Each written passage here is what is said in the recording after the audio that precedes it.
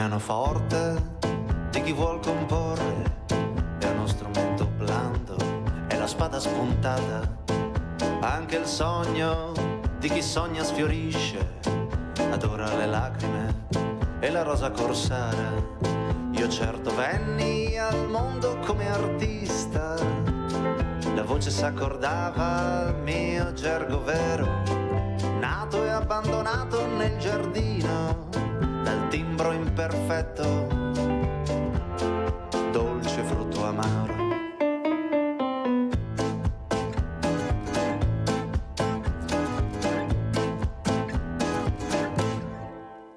Ogni nota che azzardo è un sacrilegio, ogni canzone copia dell'opera incompiuta. Nella mia giovinezza scioperata si formavano intenti di poesia evoluta, si profilava l'ambito dell'arte, quanti rimorsi inutili e superflui, anni di giovinezza, vita di piaceri, come ne scorgo chiaramente il senso.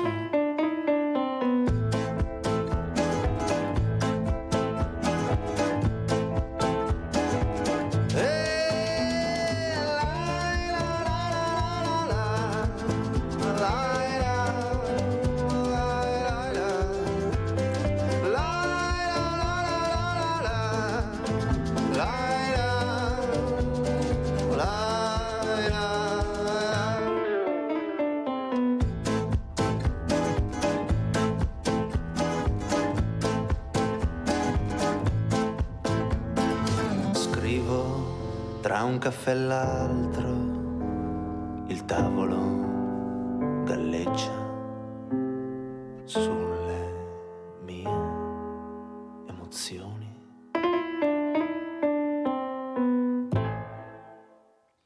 E abbiamo sentito questo cantautore, compositore Lorenzo Cittadini con la ballata dell'artista. Perché?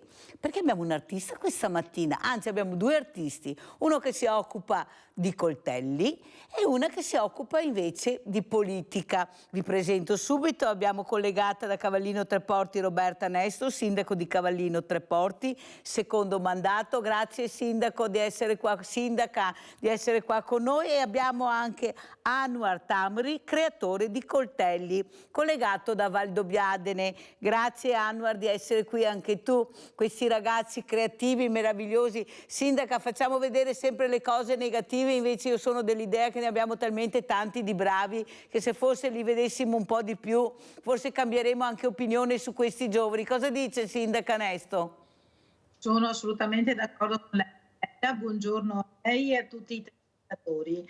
Sono del suo parere perché noi abbiamo tanti giovani, abbiamo tanti bravi ragazzi, però purtroppo a volte le notizie si concentrano per tutta una serie di logiche della comunicazione sugli aspetti negativi.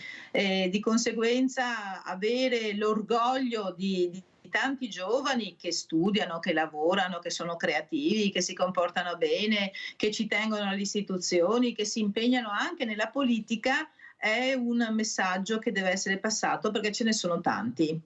Sentiamo anche commenta Anwar, artista, come commenta le parole della sindaca che fa i complimenti, perché anche lei è convinta che ci sono tanti esempi positivi vostri, siete dei creativi numero uno, io lo dico sempre, se vi lasciamo il gioco l'importante è capire che vi diamo anche il gioco, però, perché sennò con cosa giocate? È anche un gioco che vi piace, poi vi racconterà cosa mi sta succedendo con una ragazza, con una donna di 40 anni. Allora, cosa vuoi dire rispetto a quello che ho detto io alle parole della sindaca Nesto? Sono d'accordo, buongiorno a tutti quanti. Sì, è vero, alla fine c'è la creatività, c'è in ognuno, quindi basta solo mettersi, fare, qualcosa viene sempre fuori, è sempre qualcosa di bello e positivo, sicuramente. Ascolta, Anwar, un'altra cosa che volevo chiedere, devo correre perché sai che il tempo corre, devo far vedere anche i video. Ecco, questi giovani, ecco, questi pochi giovani, perché sono pochi, lo dico tutte le mattine, speriamo che il messaggio arrivi, questi buletti che si pensano di essere i numeri uno, di fare tutto quello che ne viene in mente, dopo i danni li paghiamo noi, li paga le famiglie, ma li paghiamo anche noi, questi danni, che non hanno regole, che non ascoltano nessuno. Che messaggio vorresti dare? Ma più che a loro, io direi anche alle famiglie, che bisogna iniziare a coinvolgere questi genitori. È possibile che un ragazzino esca alle 11 a mezzanotte o alle 6 o alla mattina e faccia quello che vuole nel silenzio assoluto della famiglia? Ah, mio figlio è il più bravo del mondo, mica mio figlio. Così mi ha detto un sindaco, nonostante il video che lo riprendeva proprio mentre faceva questi danni. Prego, Anwar. Beh, allora dico, siamo stati secondo me tutti quanti giovani e tutti quanti abbiamo combinato le nostre marachelle, però sì, adesso c'è un po' un piccolo problema nell'educazione, ecco, più che altro. Però alla fine, secondo me, basta solo ascoltarli e ascoltarsi. E ovviamente sono passaggi dell'adolescenza che prima o poi finiscono e si cresce, ecco. Però sì, c'è un piccolo problema, ma non saprei benissimo cosa dirgli, ma l'unica è impegnarsi in qualcosa di costruttivo, ecco, più che altro. Sentiamo cosa ne pensa anche la sindaca Nesto, ascoltarli, soprattutto queste famiglie si devono mettere in prima linea, essere loro i primi che devono ascoltare e dare delle risposte a questi ragazzi, anche con regole, una certa disciplina, che vuol dire rispetto, non è che si chieda il mondo. Prego, sindaca Nesto. Allora, io sono convinta che se non giochiamo un gioco di squadra con le famiglie, con le istituzioni, con le forze di polizia, di sicurezza, non riusciamo a vincere questa battaglia, perché purtroppo rispetto agli anni passati, oggi questi ragazzi sono spesso, non tutti ovviamente, ma questi pochi sono fuori controllo. Un po' perché in taluni casi fanno uso di droghe o di alcol, e un po' anche perché ormai siamo nella società in cui tutto è possibile e che si rimane impuniti. Quindi questi due elementi scatenanti portano sia le famiglie spesso ad abdicare al proprio ruolo o a non avere strumenti per intervenire, e anche alle istituzioni. Non le nascondo che non è un piccolo problema, è un grande problema, perché anche se i numeri sono piccoli, i danni sono tanti.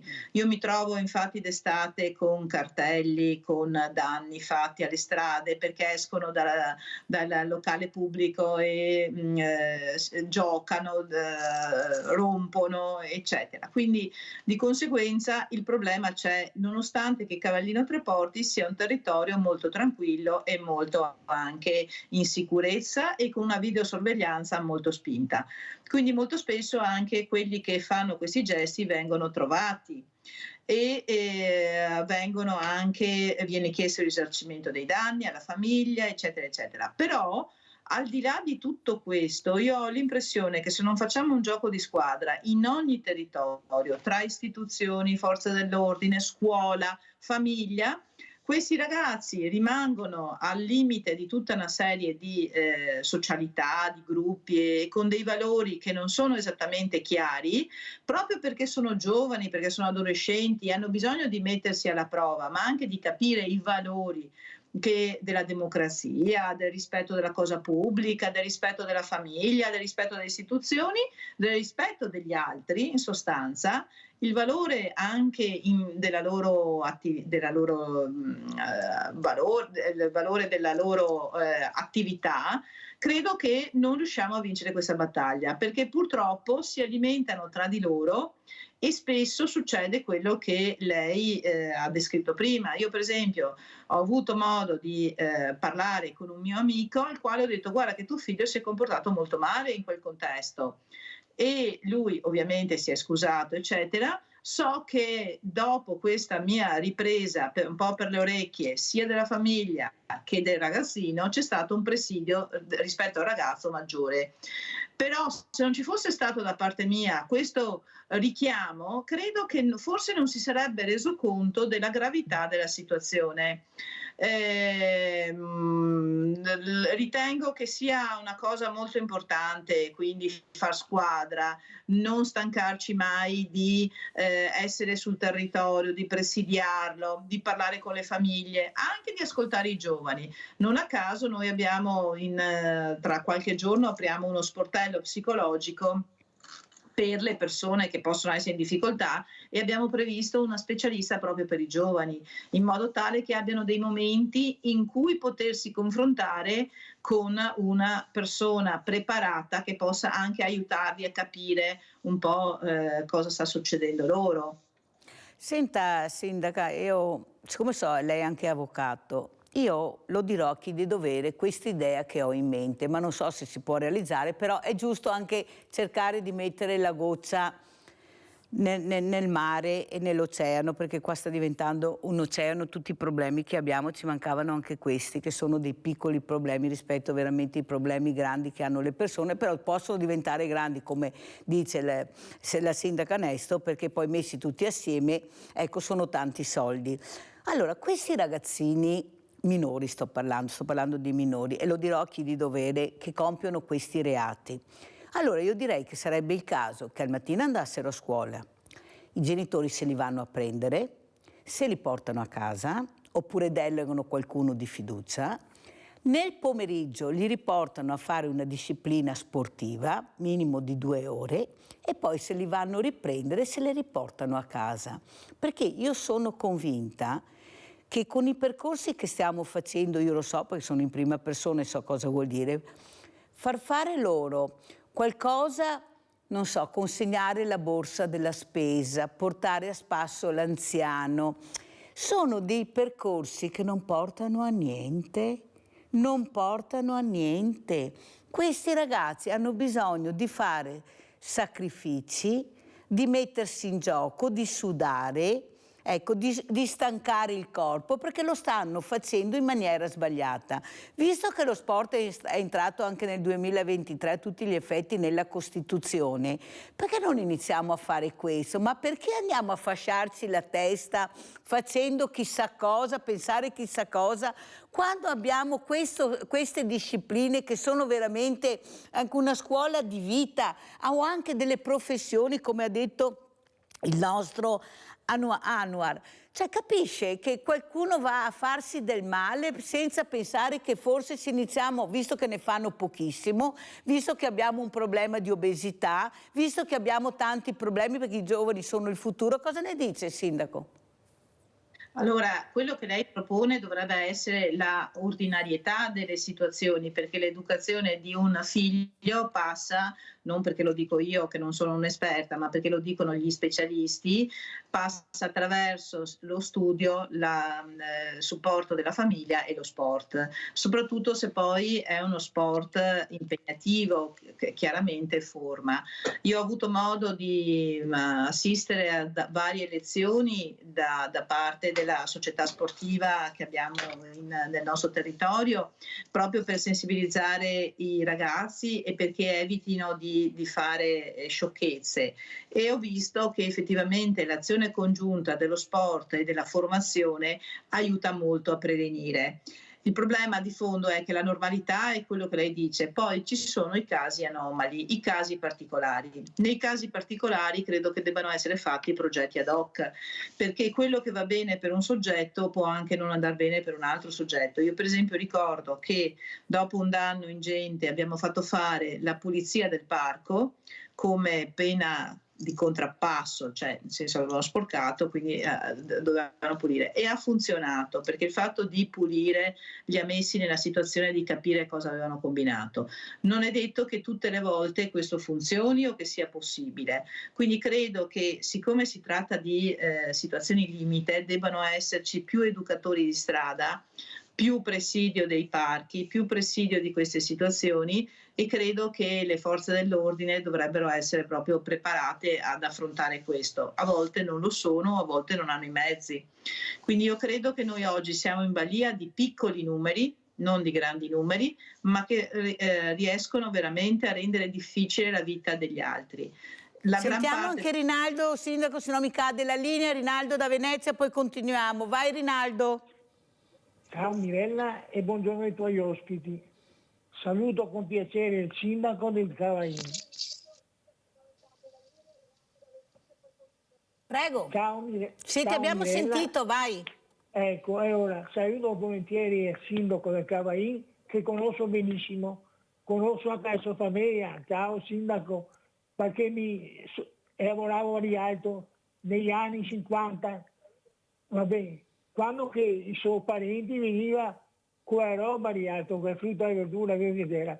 Adesso, buongiorno sindaco, già il Cavain è un giardino adesso, brava sindaco, con i ciclavi, con tutto quello che ha fatto, è un spettacolo, è un fiore all'occhiello del Veneto. Va bene.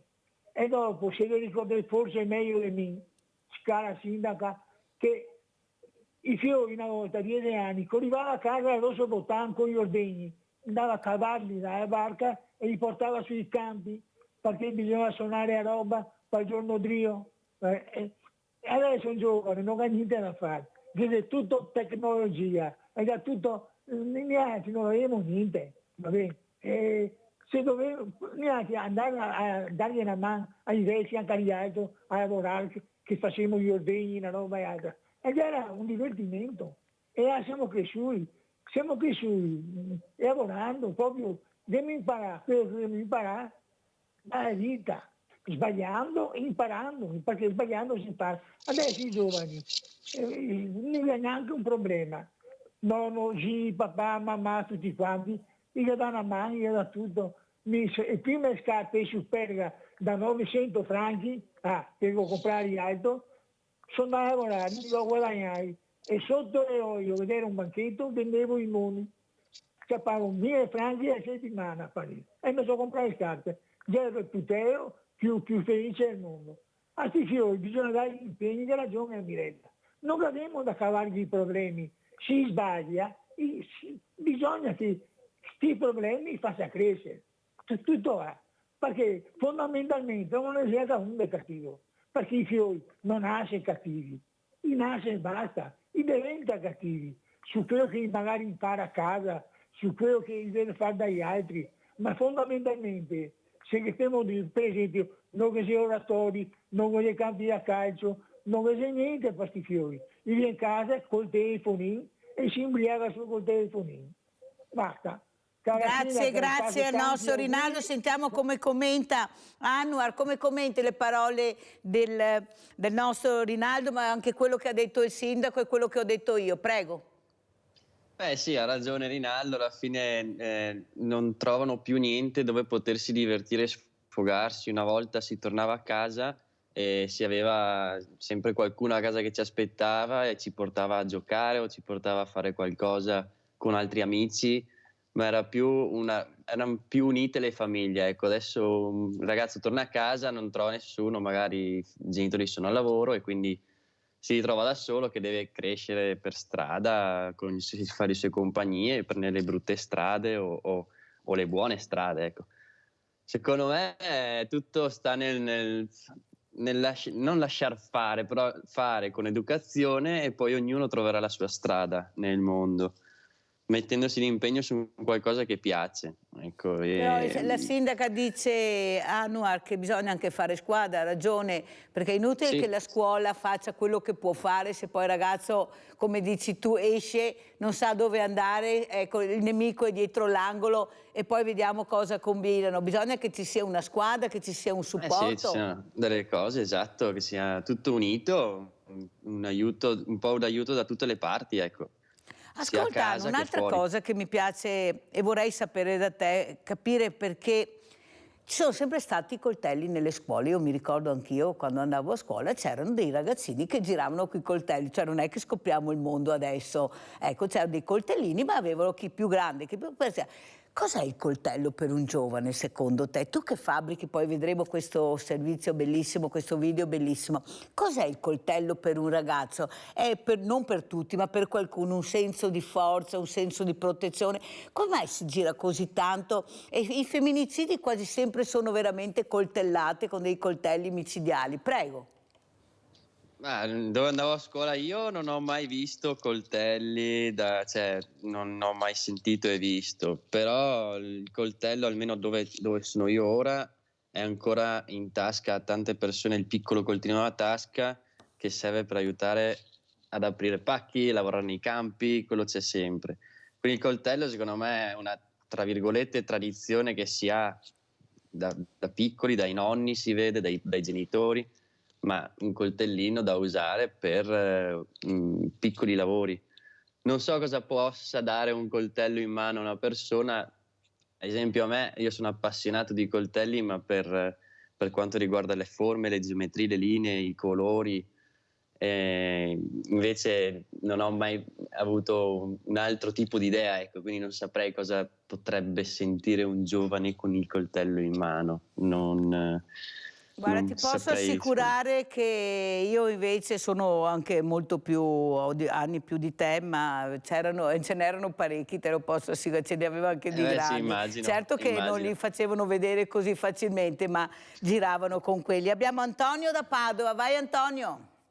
Pronto? Buongiorno Mirella e buongiorno anche all'ospite e agli ospiti. Ecco, io mi ricordo che quando andavo a scuola, parlo degli anni 60-65, avevamo i coltellini in tasca. Sì, ma erano coltellini più che altro erano per un simbolo, per farti vedere che sei forte, che ti sei piazzato bene nella società. Non era, era un mondo diverso di adesso, ma una volta, Mirella, a me mi ricordo che c'erano i genitori che stavano, la mamma magari era a casa, il papà andava al lavoro, era tutto diverso. Praticamente il papà bastava per mantenere una famiglia, perché mi ricordo, perché dico io, una volta le tasse erano il minimo, era praticamente, si pagavano poche tasse. Era la scelta della mamma andare al lavoro o stare a casa, abbiamo una scelta. Purtroppo il giorno d'oggi non hai scelta, purtroppo il giorno d'oggi la mamma e il papà vanno a lavorare, si appoggiano agli anziani, ai nonni praticamente, ai papà e ai nonni, perché logicamente la vita è cara, logicamente non hai neanche tempo di educare i tuoi figlioli, è tutto diverso da allora.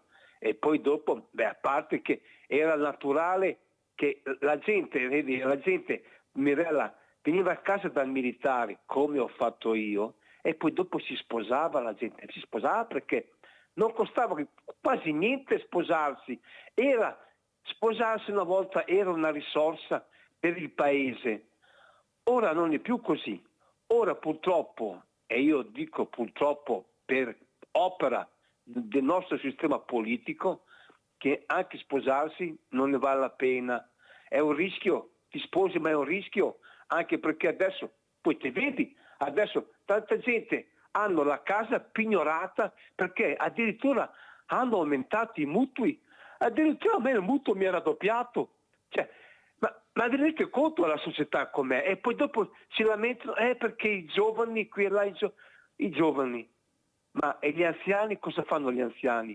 I nostri cari burocrati cos'è che fanno per la società? Ma vi pensate, pretendono che i giovani siano il nostro futuro e invece sono loro, i nostri cari burocrati, che rovinano la società, la stanno rovinando e vedi c'è le conseguenze. Poi guarda, non parliamo di quel povero, quella ragazza morta a Bovolenta, mamma mia, è un paese disperato questo qua, è in emergenza, disperato. Poi adesso addirittura abbiamo la Meloni che è andata in America, non so a cosa fare in America, cosa è andata a fare in America? A chiedere ordini da quel nonno Biden, 90 anni, ma vi rendete conto di che mondo che siamo, Dio buono?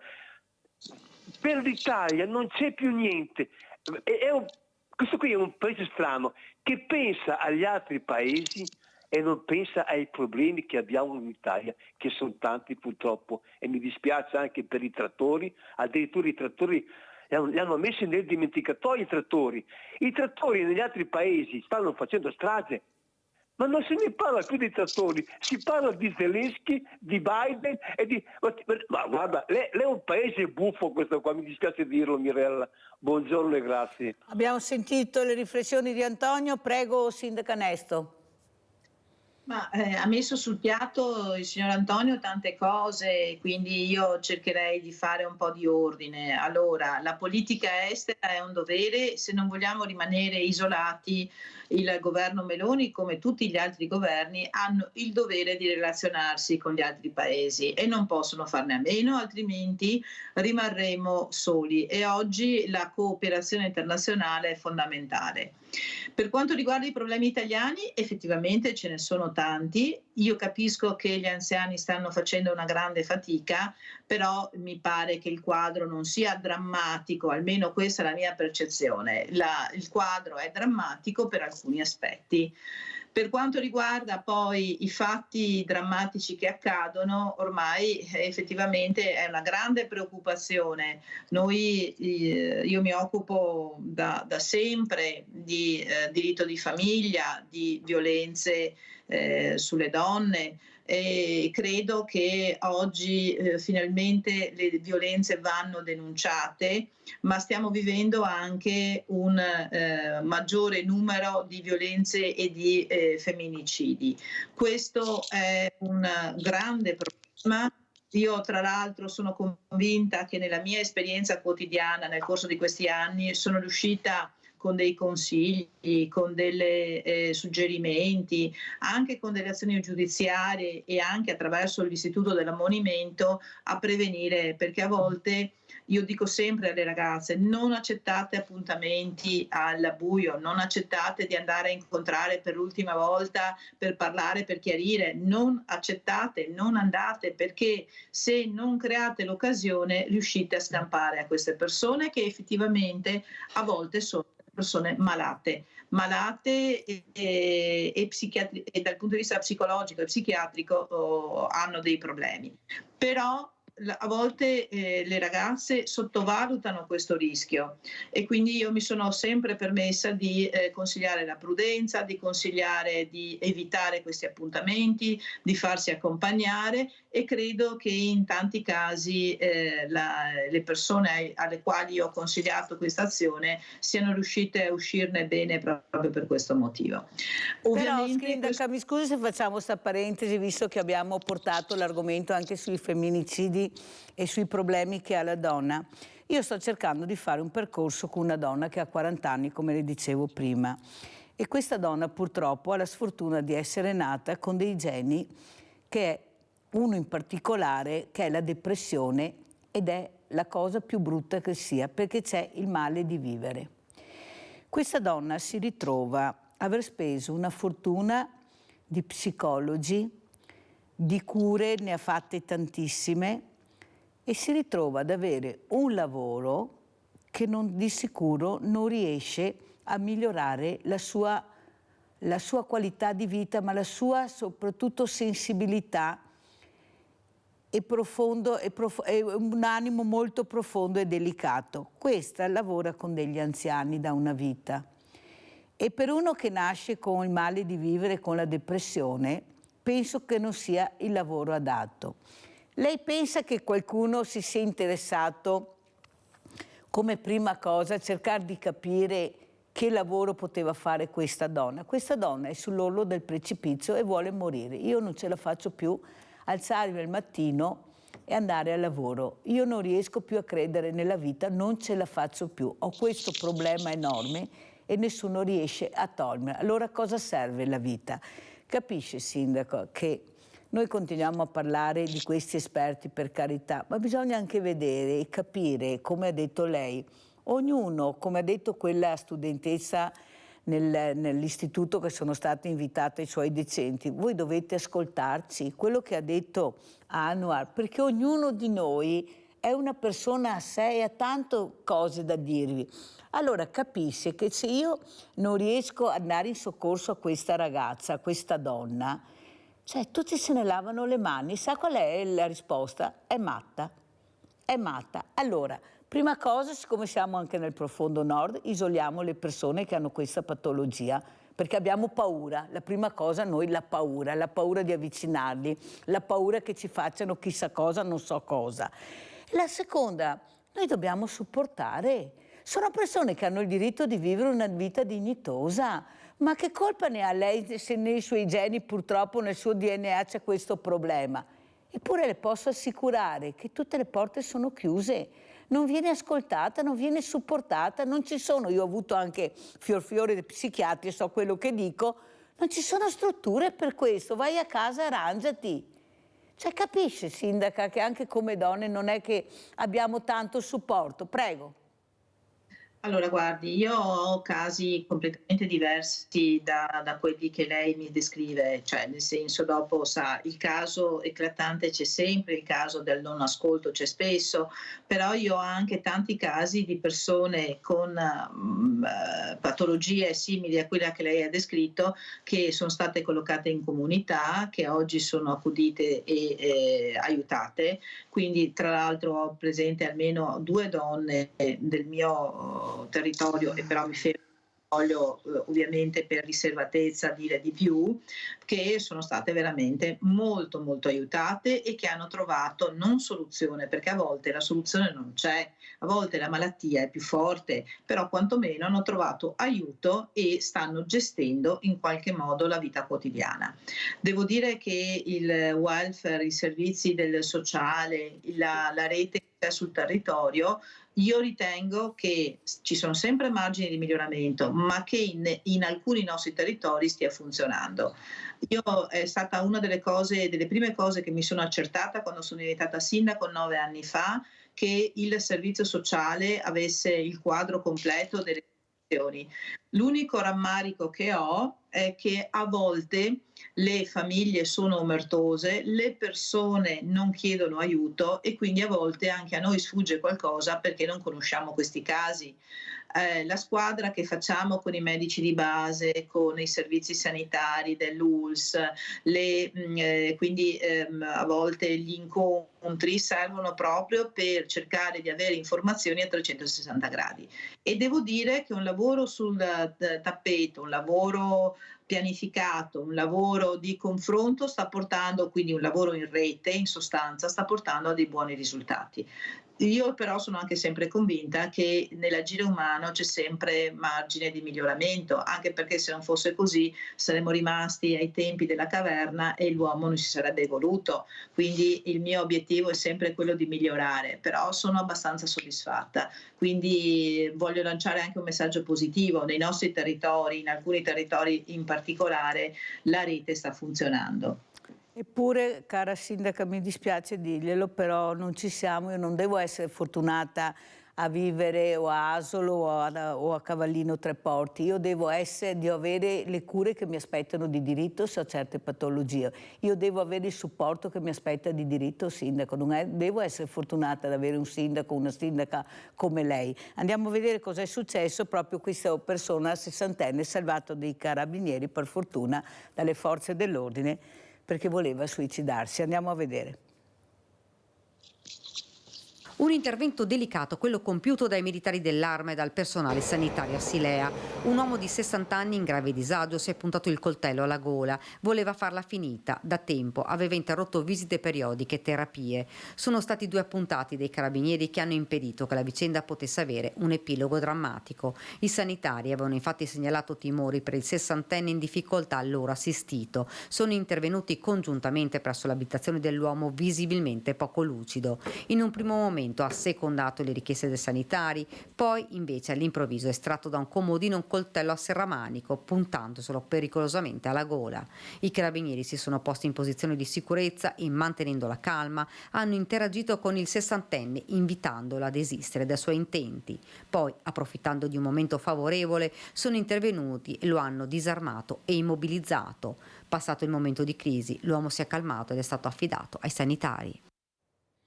Avete capito che sono riusciti perché l'hanno ascoltato, lui si è sentito un po' anche, diciamo, ecco, in una situazione, ecco, di ascolto, quello che non aveva avuto fin prima. Eppure succede a Silea, succede a Treviso. Quante volte purtroppo troviamo degli anziani morti, nessuno sa, non sanno neppure, però hanno un nome e cognome, hanno un indirizzo. Ma perché non si fa un censimento degli anziani, specialmente delle fragilità, cosa c'è nel territorio, come ha detto la sindaca, come è monitorato tutto? Ma io non devo essere fortunata a vivere questo o in quel comune, abbiamo proprio fiori di psichiatri che scappano, non ce la fanno più, perché non hanno il supporto, siamo veramente con le spalle al muro. Stiamo parlando di fragilità. Pubblicità.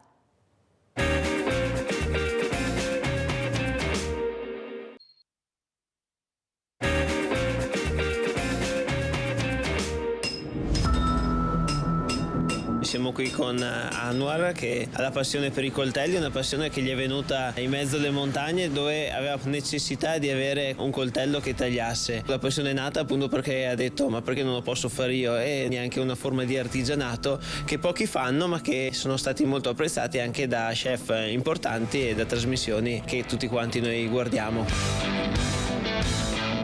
Mi chiamo Anwar Tamri e faccio coltelli. È partita perché avevo la passione del coltello che tagliasse. Vado spesso a camminare in montagna e quindi avevo bisogno di un coltello per me e ho deciso di costruirmene uno, e da lì è partita il vedere come è fatto una lama, il vedere come è fatto un manico, come si lucida, come si affila, come si gratta, e da lì ho iniziato. Ho fatto tanti mestieri, tanti lavori, io avevo sempre la mente focalizzata sul come creare un coltello e creare una mia linea, un mio posto dove potessi star bene. Da lì ho deciso di cambiare e mollare tutto e aprire il mio posto, il mio garage. Io sentivo che volevo una cosa mia, volevo fare i coltelli, volevo impegnarmi, e i coltelli mi hanno dato la possibilità di esprimermi e essere me stesso all'interno del prodotto anche. Bisogna crederci veramente a quello che si sente, alla passione che si sente per qualsiasi cosa. Dopo trasformarne in un lavoro è tutt'altro.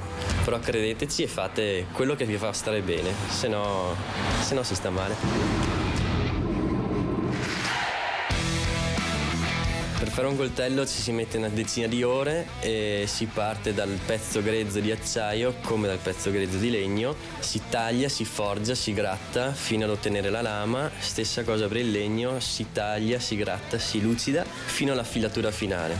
I miei coltelli sono venuti un po' in tutto il mondo, dall'America, Miami, Messico, all'Australia, Dubai, Germania, Inghilterra, Francia, nelle mani di grandi chef italiani come ad esempio Carlo Cracco, oppure a Gambero Rosso, dove Dino Perrone utilizza i miei coltelli per le puntate. È un valore anche dell'artigianato. Noi in Italia siamo famosi per il Made in Italy, siamo famosi per il lavoro di qualità fatto bene, e questa è una dimostrazione di continuare questa strada, questo percorso e questa forma di qualità che insomma è abbastanza identitaria al nostro paese e ai nostri giovani. Quindi vedere insomma giovani che fanno dei lavori che purtroppo si rischiano anche di perdere, e poi insomma anche frequentato gli ITS, quindi delle scuole che anche la Regione Veneto sta credendo molto e sta finanziando in maniera importante, vuol dire che da un punto di vista della Regione fa bene a finanziare una determinata attività scolastica, insieme ovviamente anche alle aziende, e questo vuol dire che si creano quelle competenze affinché poi i ragazzi, i giovani possono fare la loro strada in maniera buona e corretta. Ho perso una volta un cliente che ha comparato due coltelli, uno comprato in un negozio industriale diciamo e uno dei miei, e ha detto che il coltello fatto a livello industriale è perfetto, è un laser, è precisissimo,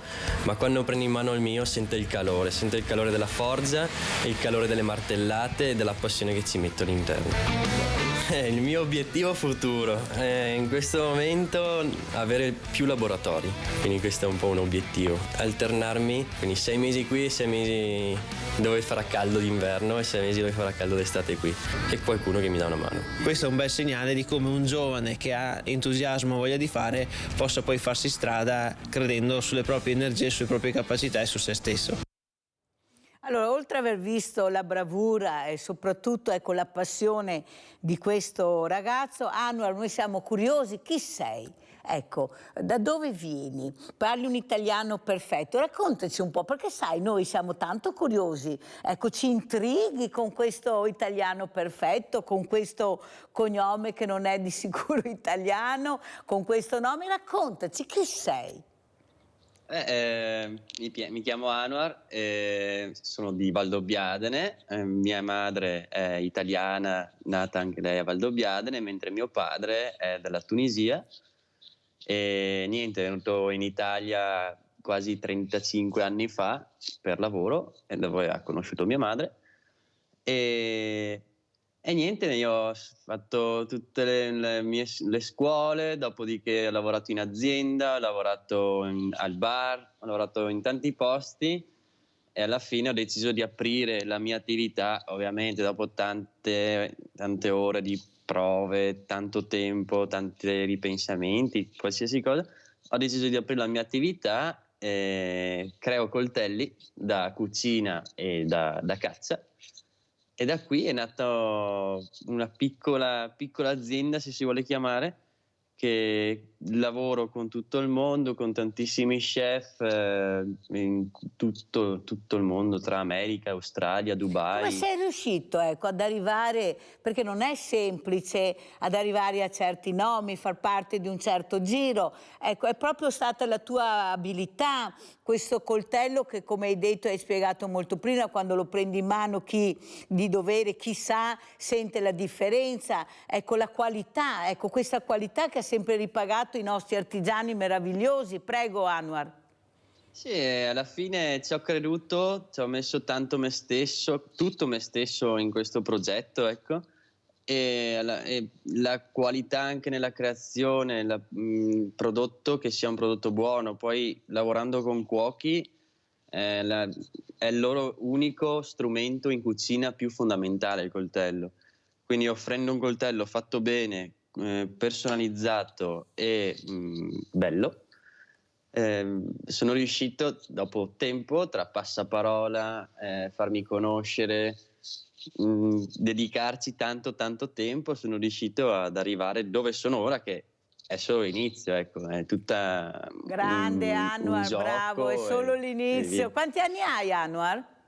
29. Pensate. Allora, un'altra cosa che volevo chiederti, Anna, poi sentiamo anche il commento della sindaca Nesto. Ecco, il supporto della famiglia. Quanto è importante essere anche supportati dalla famiglia, sapere che c'è qualcuno che crede anche in te per primo, che è la famiglia. Prego. È tanto importante. Ovviamente io sono partito da solo, nel senso mi sono creato tutto da solo, non ho voluto, tra virgolette, supporti economici, anche perché non sarebbe stata la stessa cosa, cioè il crederci su una cosa tua e crearla con le tue forze ha molto più valore per me. E la famiglia è tanto importante, che ci creda, che si avvicina ovviamente, che ti dà una mano nei momenti in cui hai bisogno. Anche per esempio io alcune lavorazioni le faccio fare ancora a mia madre, tipo i foderi in tessuto me li cuce lei, quindi è tipo una piccola attività familiare, ecco. Bellissima questa cosa. Il supporto della famiglia è tanto importante, sì. Sentiamo come commenta la sindaca, anche avendo visto, ecco, la tua passione, ecco, questo ragazzo che credeva in se stesso, che è stato supportato dalla famiglia, fondamentale, dice lui, però che la società lo ha accolto, ha capito il valore di questo lavoro che faceva. Prego, sindaca. Beh, credo sia un bellissimo esempio e ne abbiamo purtroppo forse troppo pochi, perché fare impresa oggi, ecco, questo è un elemento un po' particolare in Italia, risulta molto difficile, no? Quindi i giovani fanno fatica a mettersi in gioco e a fare. Credo che veramente almeno dopo la partita IVA agevolata, che è stato sicuramente uno strumento molto concreto e molto operativo, ci sia stato qualche esempio in più, però ancora si fa fatica, no? E credo che proprio ci sia bisogno sui territori di sportelli, di consulenze, di riferimenti, perché questo esempio che voi oggi avete portato, l'esperienza concreta di Anwar, credo che sia veramente molto molto importante.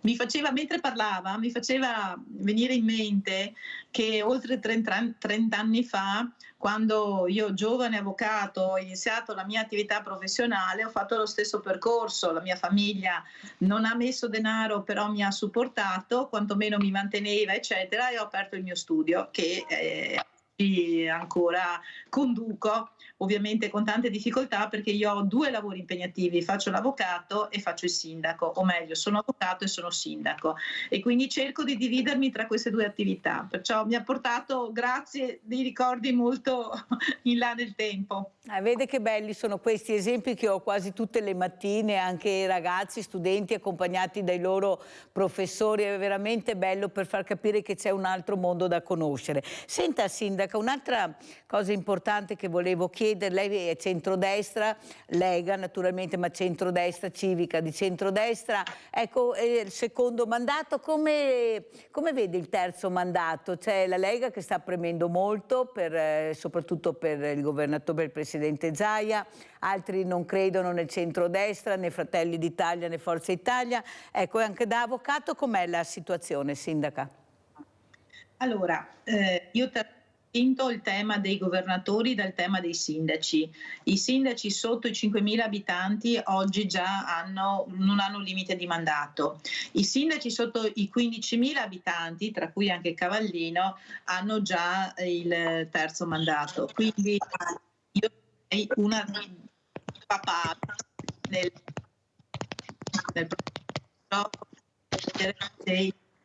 lo faccio, non lo faccio. È andata via la voce, sindaco, si sentiva malissimo, se può ripetere. Sì, allora, praticamente distinguiamo tra governatore e tra sindaci. I sindaci sotto i 5.000 abitanti non hanno già limiti di mandato. I sindaci sotto i 15.000 abitanti hanno la possibilità di fare il terzo mandato. Ovviamente ci sono degli aspetti positivi e degli aspetti negativi. Se un sindaco ha ben governato e ha ancora delle cose da chiudere con la lunghezza delle procedure, credo che il terzo mandato dia veramente la possibilità di continuità, la possibilità di compiere di chiudere le cose che uno ha iniziato.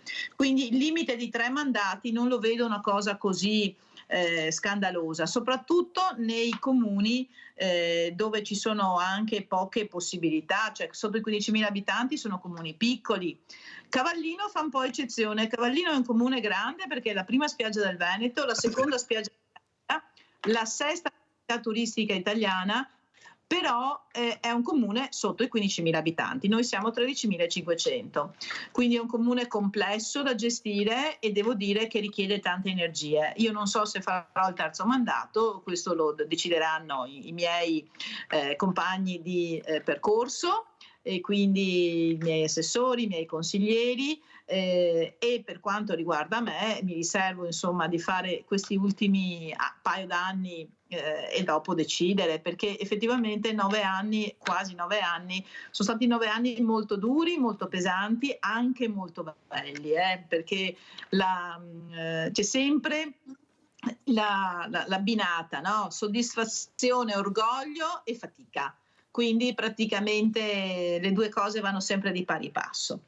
Per quanto riguarda i governatori invece, la carica è una carica di rilievo altro, cioè ci sono delle ragioni anche costituzionali per il sì e delle ragioni costituzionali per il no.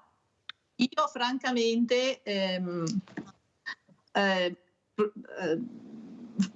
Parli che la sentiamo, sindaco.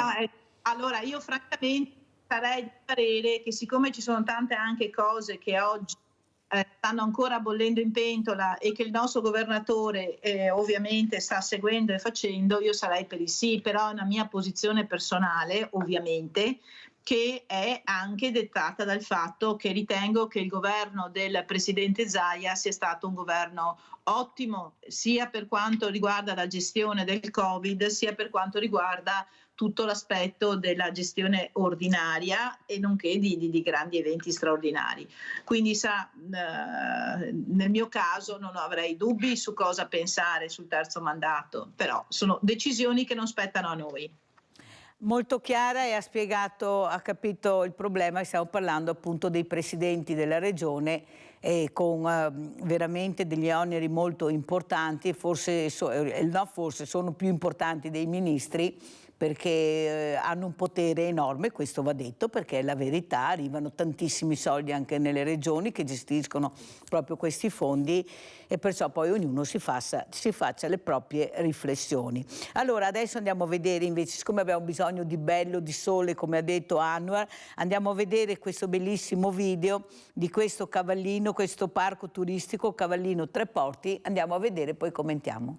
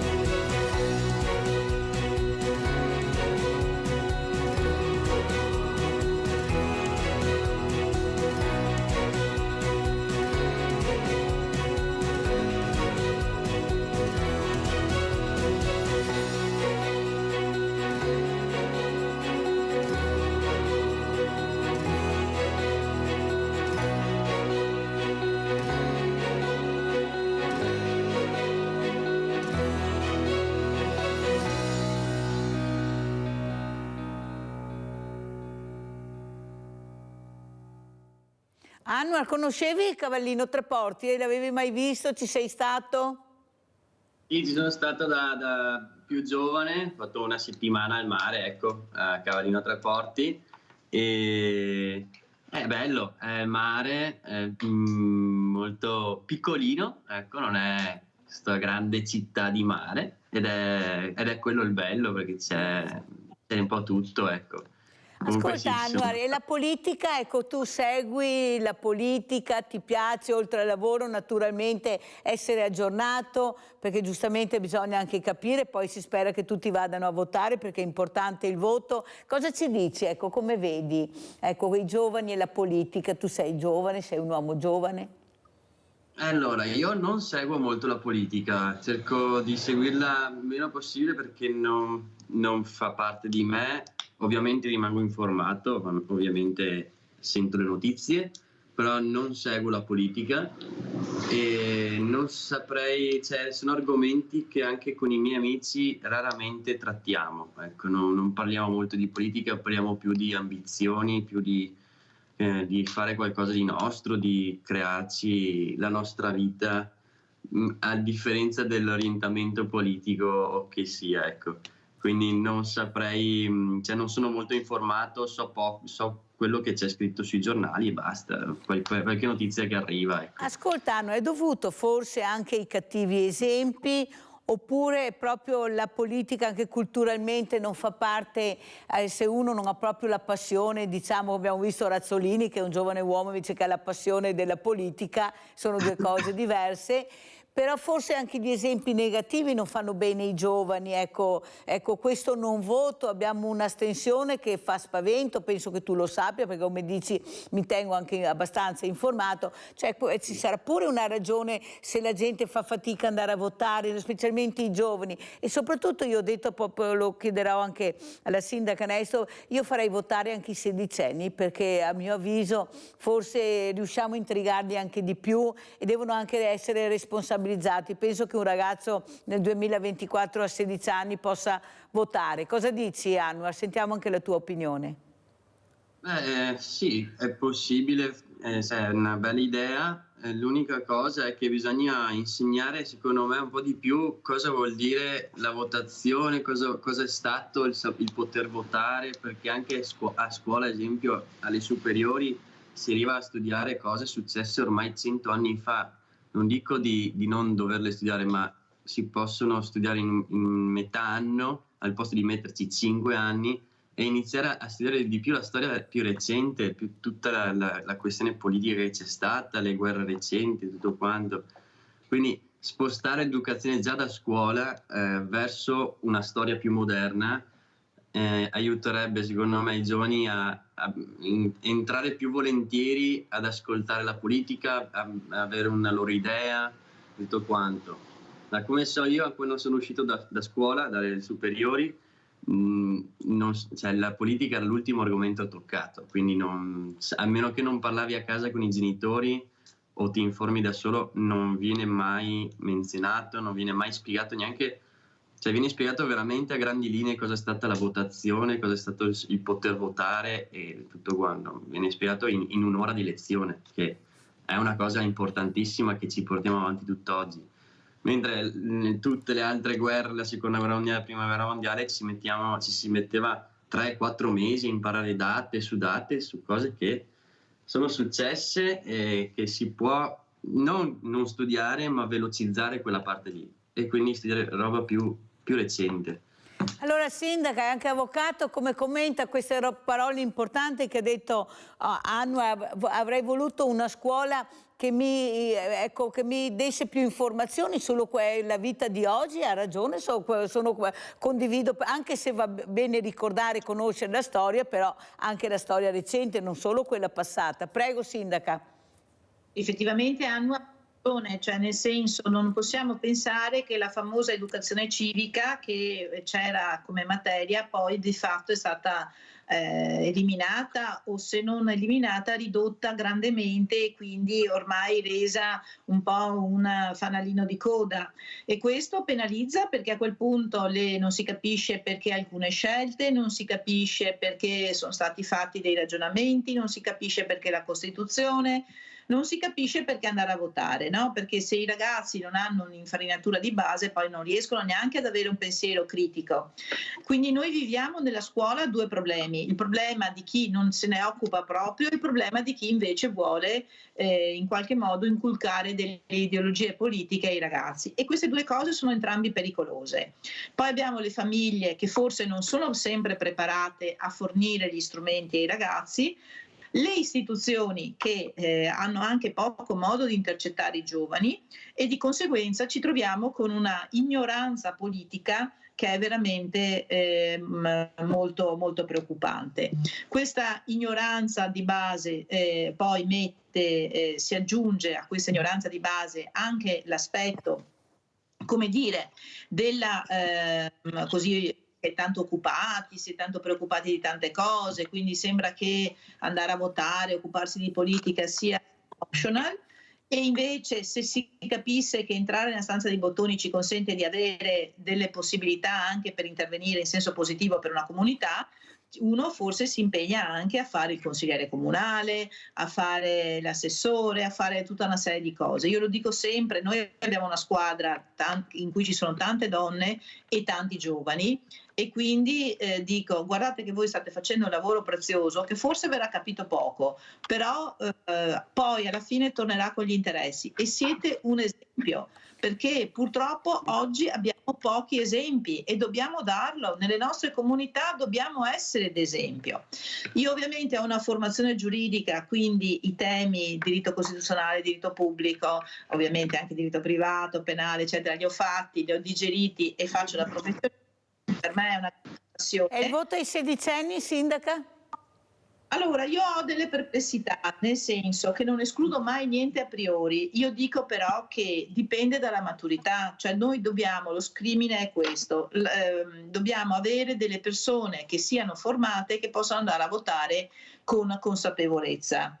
Ci sono sicuramente dei sedicenni molto maturi, tendenzialmente però vedo che ci sono oggi dei ragazzi che maturano un po' dopo, quindi io non so se sarei proprio del parere di estendere il voto ai sedicenni. Sicuramente dei percorsi per i sedicenni vanno fatti.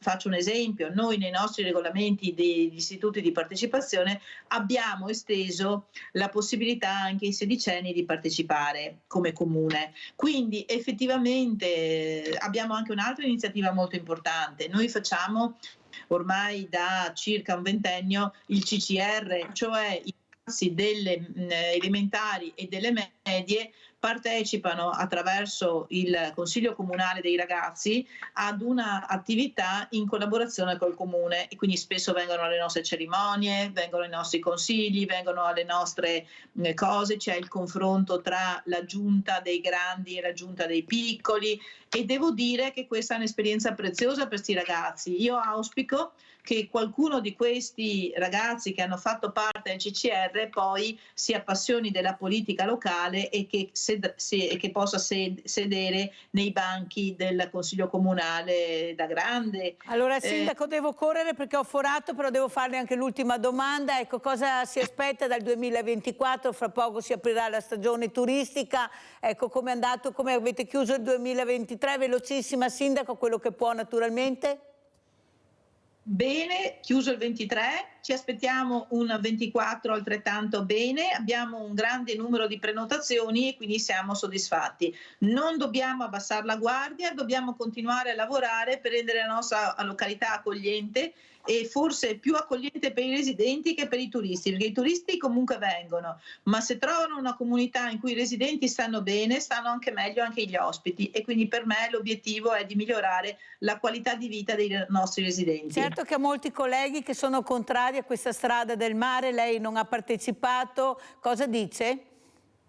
L'autostrada del mare è una necessità per tutti i territori, dopodiché io posso capire che anche dei sindaci, perché i cambiamenti fanno sempre paura, quindi credo che ci sia bisogno di una relazione, di un confronto più serrato. Ovviamente io non ho partecipato ad una serata organizzata su temi che non riguardano Cavallino, devo fare una scelta, il tempo purtroppo è poco per tutti, e quindi io ho avvisato la collega che avrei partecipato se era una cosa che riguardava Cavallino Treporti. Siccome sono temi che non riguardano, sono opere complementari, la serata riguardava opere complementari di altri comuni. Francamente non sono assessore regionale, non sono in città metropolitana, faccio il sindaco e devo concentrarmi sulle esigenze della mia comunità. Sono sempre disponibile al confronto, però bisogna fare anche delle scelte, esserci nelle riunioni in cui servi a qualcosa per la tua comunità e anche per gli altri. Bene, abbiamo sentito il punto di vista di Roberta Nesto, sindaco di Cavallino Treporti, secondo mandato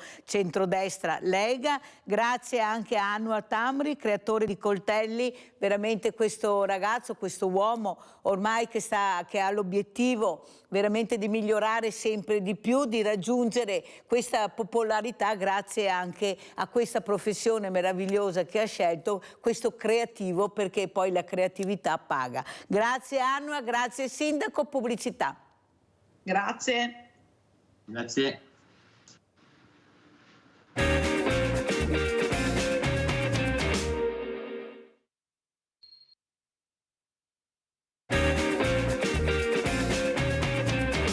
Presento subito un altro gradito ospite. Abbiamo collegato Stefano De Marchi, preside Medie Licei Istituto Canossiano Madonna del Grappa, che sarà con noi nella seconda parte. Grazie De Marchi di essere qui, grazie prof.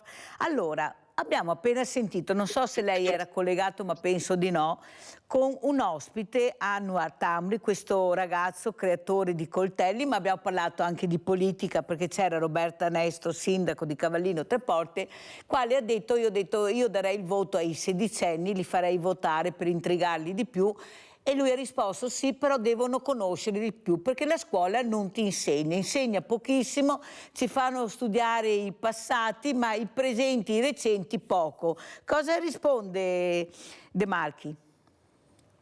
Allora, non lo so se votare i sedicenni, ci dovrei pensare, però non sono d'accordo, nel senso che i ragazzi, certo, studiano il passato per capire il presente, è importante studiare il passato, perché sennò non si capisce come agire sul presente.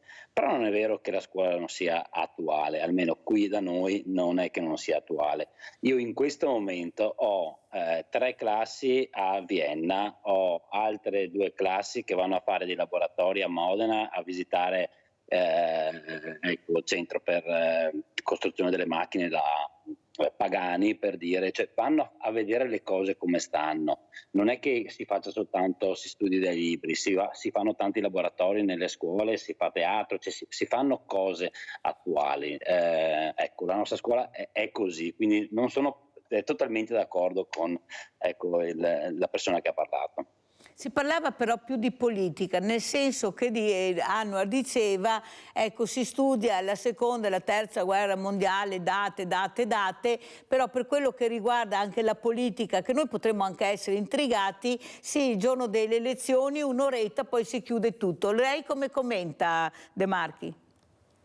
Allora, è vero che non si dedica tantissimo tempo alle questioni politiche, è vero.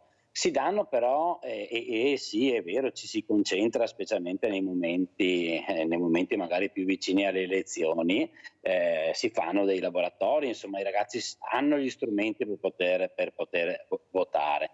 Però i ragazzi con gli insegnanti parlano tutto il giorno, cioè non è che si faccia lezione e basta, nel senso che ci sono momenti di dialogo e di discussione. La politica è uno degli argomenti, non è l'unico argomento, ma è uno degli argomenti che si trattano.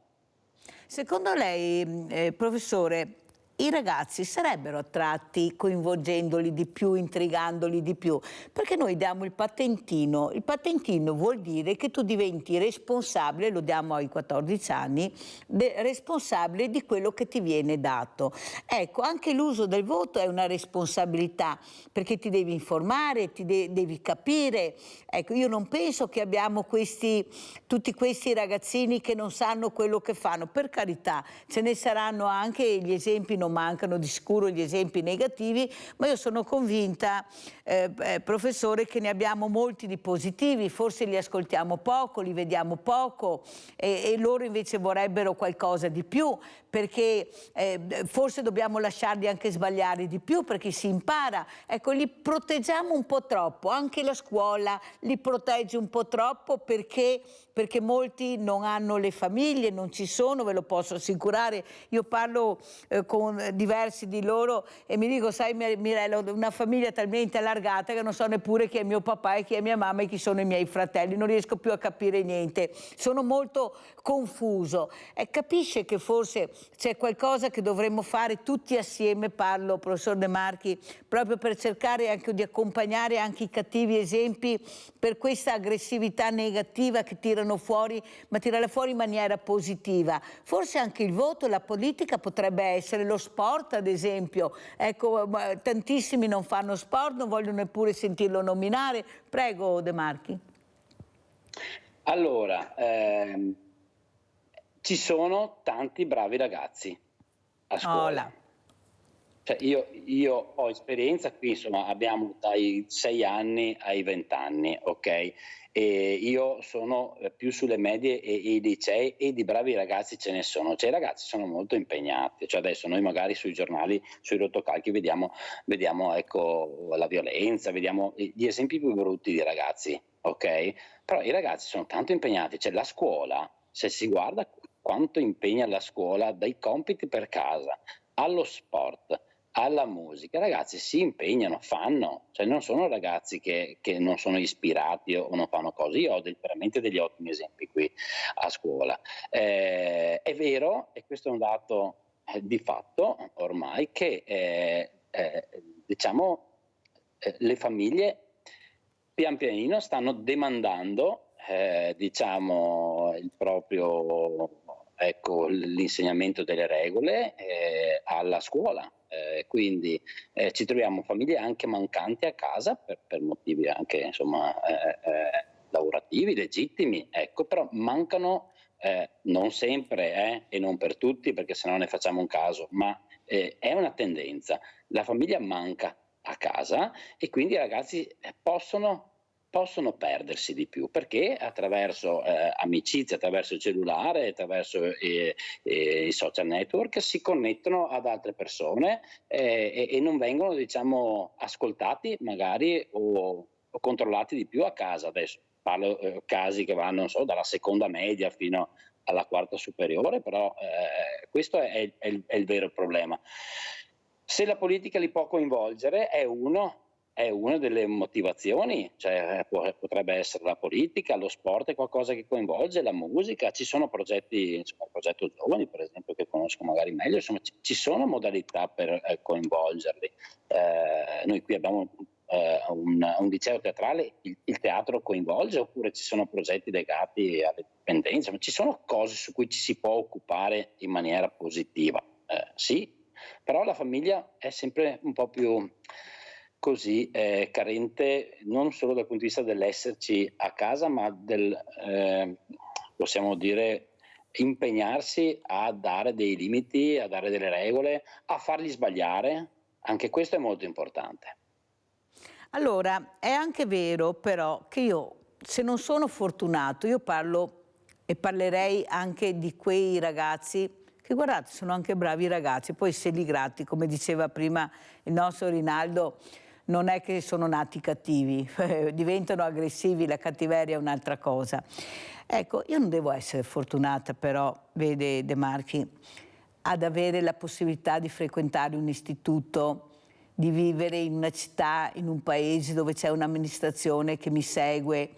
Cioè io devo avere quello che mi aspetta di diritto, e lo studio è un diritto, anche per le fragilità, ma questo non avviene, lei lo sa benissimo, perché ho gli esempi che vengono qui di genitori che hanno ancora i figli a casa perché manca l'insegnante di sostegno, siamo nel 2024, mancano i supporti per questi ragazzi e non è facile continuare perché hanno bisogno di andare a scuola, questi ragazzi e queste ragazze, ma soprattutto, ecco, non c'è quel tessuto umano, quell'inclusività, non c'è, ad esempio io l'altro giorno ho chiesto qui in trasmissione a delle ragazze, addirittura ho vinto borse di studio, che erano quei loro insegnanti, cosa sono i CEOD, non sapevano rispondere.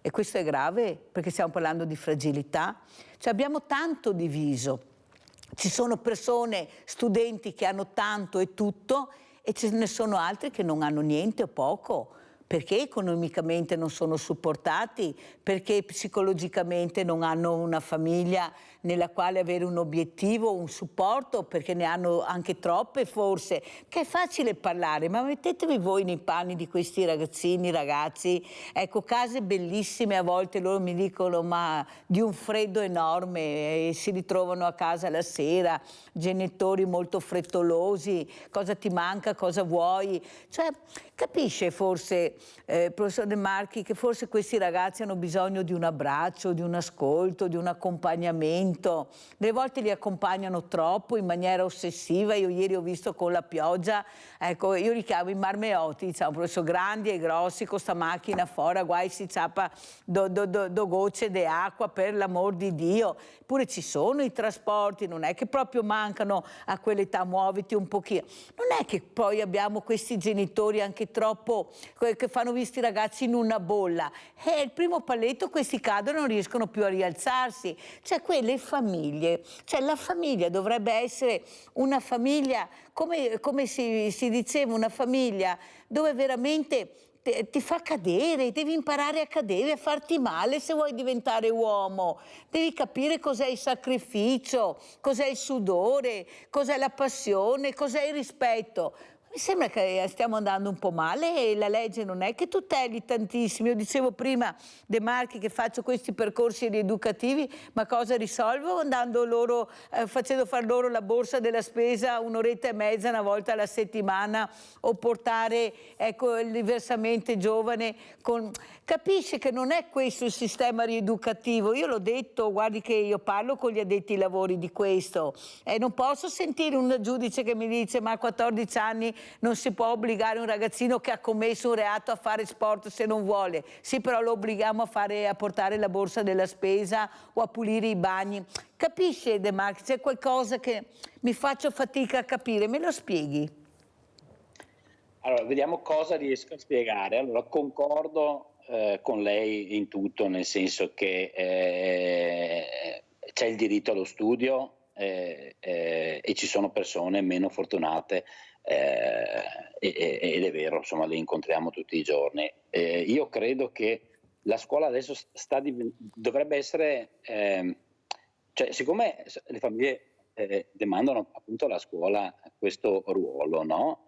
Dobbiamo fare in modo, forse, provare a vedere se è possibile, che poi ci sono contratti e disponibilità, ma la scuola forse dovrebbe essere aperta per più tempo, anche al pomeriggio, dove magari si offrono opportunità diverse di realizzazione, che non sono quelle che sono nella strada. Sulle famiglie l'argomento è veramente complesso. Le famiglie, o educhiamo le famiglie, perché anche questo qua è una cosa, no?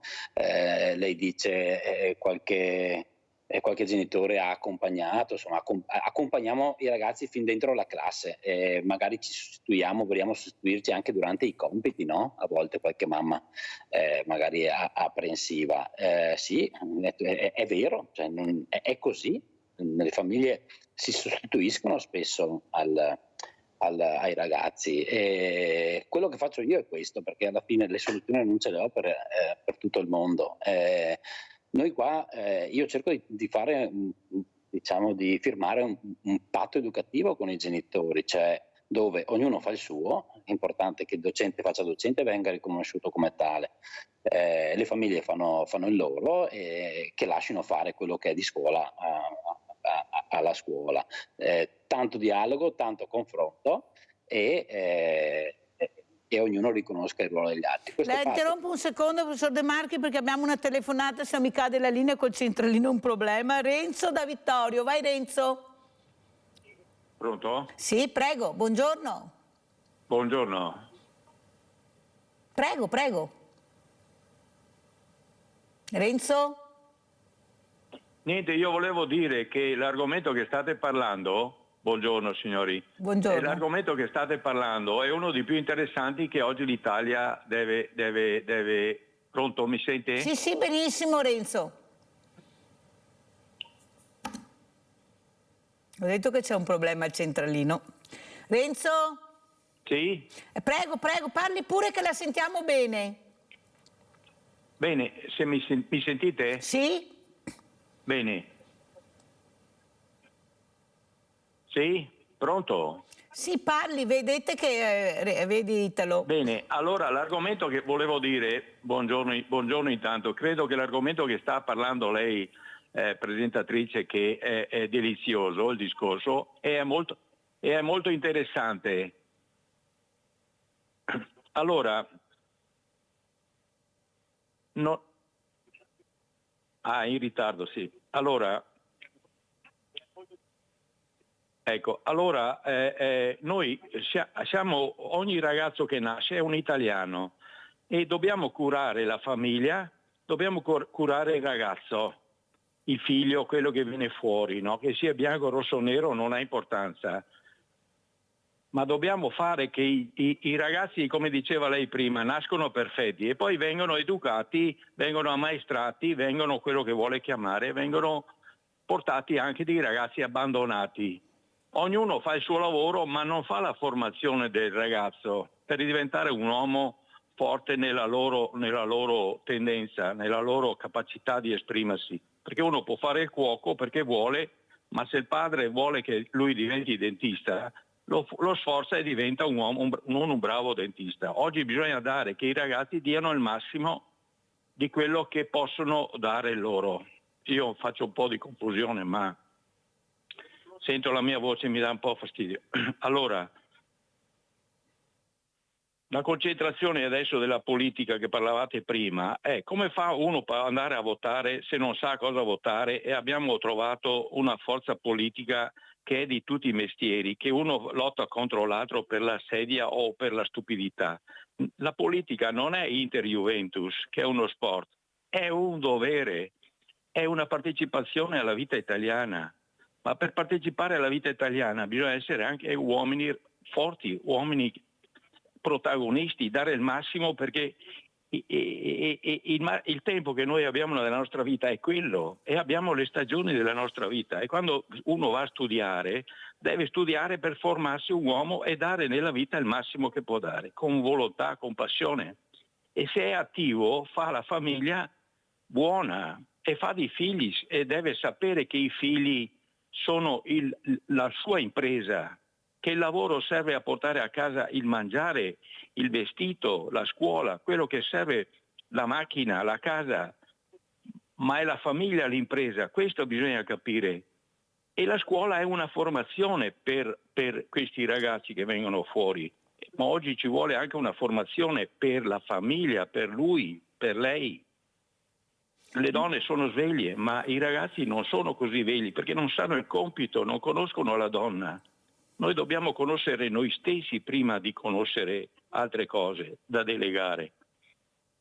Grazie Renzo, Comunque molto chiaro, continuate sono su d'accordo. questo discorso che è interessante e credo sia Renzo. a livello nazionale. Buongiorno. Grazie, molte grazie Renzo, ti ringrazio, sono perfettamente d'accordo con te, veramente sono d'accordo. Io però aprirei una parentesi quando tu hai detto questi ragazzi forse non sono abbastanza formati.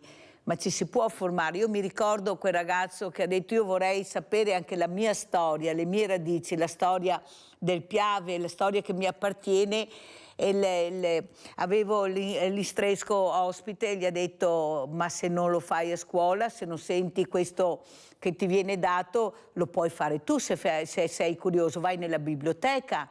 Ecco, muoviti se ti interessa sapere quell'argomento, ti puoi informare, ecco, i giovani possono informarsi se non sono preparati, però dobbiamo iniziare a intrigarli, perché già la denatalità ce l'abbiamo, siamo diversamente giovani, cosa aspettiamo? Com'era prima la legge che votavi in Senato a 25 anni? Cioè capite che non ci sto più io a questi discorsi qua, Guardate che sono veramente bravi i giovani e anche competenti, hanno il coraggio anche di mettersi la faccia in certe situazioni per tutti noi. Prego De Marchi.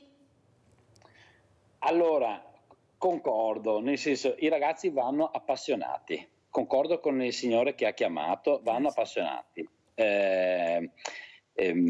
Sì, vi dico per esempio, no, adesso, siccome lei parlava della prima guerra mondiale, ieri abbiamo coinvolto gli alpini di paese e abbiamo portato i ragazzi sul Montello con 10 alpini, i ragazzi sono venuti qua a fare una lezione e poi li abbiamo portati là a vedere la storia della prima guerra mondiale e ci hanno fatto i complimenti perché erano dei bravi ragazzi, si sono comportati bene ed erano molto interessati. Certo, la scuola deve ispirare un po', no? Deve appassionare i ragazzi, questo sì. Per quanto riguarda invece quello che dice sia il signore che anche lei sui genitori, io adesso sorprenderò magari un po', ma noi dallo scorso anno stiamo proponendo ai genitori dei corsi per genitori, cioè dei corsi per tutte le problematiche che ci troviamo di fronte oggi tra i cellulari, la sessualità e abbiamo chiamato delle psicologhe a fare un corso alla sera dove coinvolgiamo i genitori interessati e abbiamo anche un bel numero di persone che vengono che si sentono un po' impreparate, senza strumenti, non sanno a volte dire di no ai ragazzi, quindi ecco li coinvolgiamo, quello facciamo, sì, perché lo riteniamo una cosa utile. È vero però anche, professor De Marchi, che se cominciamo anche a guardarci attorno, Vediamo che non c'è tutto questo supporto. Io parlo con i ragazzi, con i giovani, faccio anche dei percorsi con loro e quando li guardo mi sembra perfino impossibile che abbiano commesso determinate azioni. Non riesco neanche a immaginarmelo guardandoli, prendendoli uno a uno e guardandoli veramente bene negli occhi. Il problema è che siamo un po' troppo indaffarati.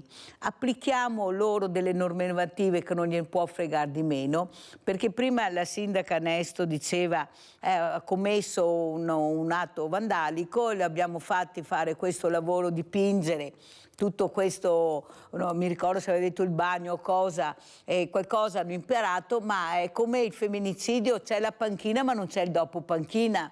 Dipingo il bagno, lo rimetto a nuovo, ma se dopo esco e trovo la solita compagnia, il solito nemico dietro l'angolo, il bagno lo distruggo un'altra volta. E io ad esempio anche il direttore del carcere di Treviso, ecco, che saluto, il dottor Quagliotto, che ha detto sì, noi facciamo quello che possiamo all'interno del carcere, quello che ci permettono di fare anche con le risorse, ma nel momento che esce cosa trova? Trova l'allontanamento, trova il disgusto delle persone, che c'è un delinquente, magari ha fatto pensare che delinquenti ci sono in giro grandi, poi ce la prendiamo con quello che ha fatto niente, rispetto veramente ai danni che fa qualcuno e anche qualche politico. Capisce che forse non c'è il supporto che dice lei. Io non devo essere fortunato, io se sbaglio devo avere anche la possibilità di recuperare, devo essere supportato. Io non posso sentire che un ragazzino di 15-16 anni non è più recuperabile. No, deve pagare per lo sbaglio che fa, ma deve pagare nella maniera giusta, nella maniera corretta. Ma le sembra che venga fatto questo? Le ho portato gli esempi. Andiamo nelle comunità a vedere, non tutte, andiamo a vedere come sono queste comunità, perché qui facciamo che tutto va bene, non c'è nessun problema e poi abbiamo queste situazioni di degrado anche psicologico e stanno aumentando sempre di più, non sanno più dove parare questi sindaci, il direttore della MOM.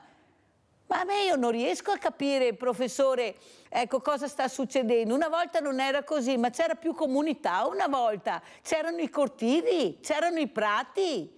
Cosa si trovano questi ragazzi? Eppure quando protestano cosa vogliono? Un ambiente più sano.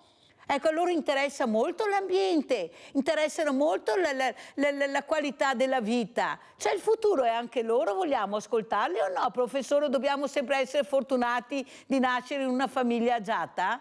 Prego. Sì, non so che idea si è fatto, ma guardi che io sono d'accordo con lei. Infatti voglio che lo dica, mi fa piacere. Ho visto che però io sono d'accordo con lei, nel senso che questi ragazzi sono sfortunati e siamo d'accordo. Però allora è la scuola che si deve prendere cura. Allora se non hanno famiglia non è che gli puoi dare una nuova famiglia. La scuola fa quello che può fare. Io credo che dopo un crimine, dopo qualcosa di sbagliato, intanto va bene, insomma hanno sbagliato, quindi gli si fa pagare quello che hanno sbagliato, ma poi ci devono essere dei progetti a seguire, cioè concordo con lei, ma chi deve farli questi progetti? Cioè, penso che sia forse un compito sociale, nel senso a livello di amministrazione, cioè chi pensa alla pena penserà anche al dopo.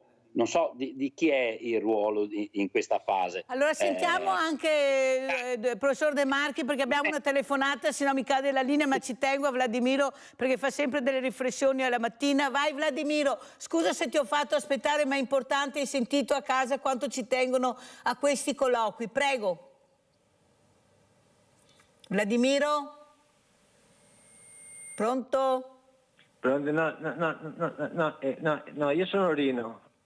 Rino, allora ciao Rino, vai Rino, e poi sentiremo anche Vladimiro perché Centralino oggi così, vai Rino. Ok, allora, il signore dice che i genitori, la scuola, vabbè.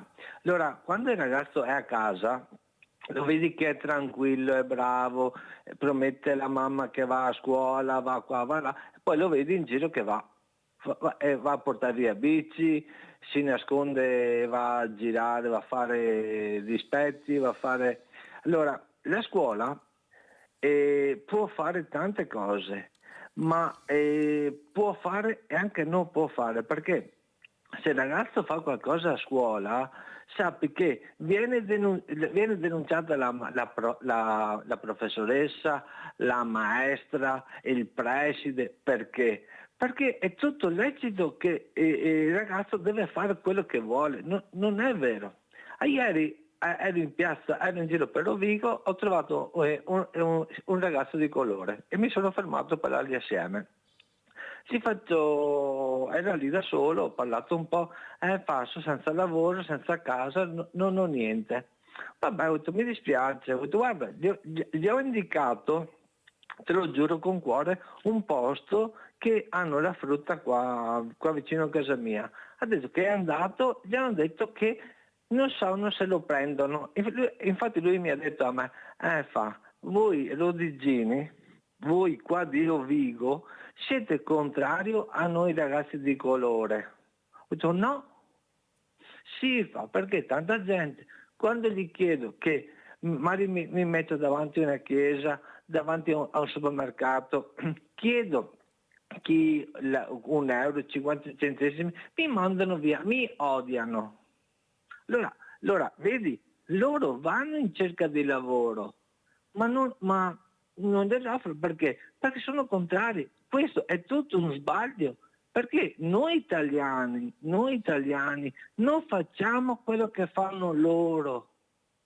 Cioè, la gente non capisce che noi italiani non facciamo quello che fanno loro. Loro lo mettono anche a spazzare su una strada, a scopare su una strada, fare le pulizie, lavorare di notte. Noi italiani sono pochi che fanno questi lavori qua. Hai capito? A me questa cosa qua, anch'io da 2 anni e mezzo che sono a casa da lavorare purtroppo, però capisco che persone senza tetto, senza lavoro, come fanno a vivere? Mirella, ti ringrazio, buona giornata. Grazie a te Rino. Professore De Marchi, come commenta la telefonata di Rino? Rino l'ha aperto proprio facendo una distinzione, non ha detto un ragazzo, ha detto un ragazzo di colore. Sì, sulla questione lavoro non saprei come commentare. Mi è piaciuto quello che ha detto il signore riguardo e concordo su questa cosa che i ragazzi raccontano alle famiglie quello che vogliono, quindi escono, fanno e poi spesso alla famiglia è mancante questo posso esperire qui, insomma, dai ragazzi. Le famiglie mancano, le regole devono essere date alle famiglie e spesso queste mancano. Ecco, sul ragazzo di colore che non trova lavoro, non so se ci siano tutte le strutture adeguate, se siano avviati, ecco, al lavoro, se cerchino lavoro nei posti giusti, non saprei.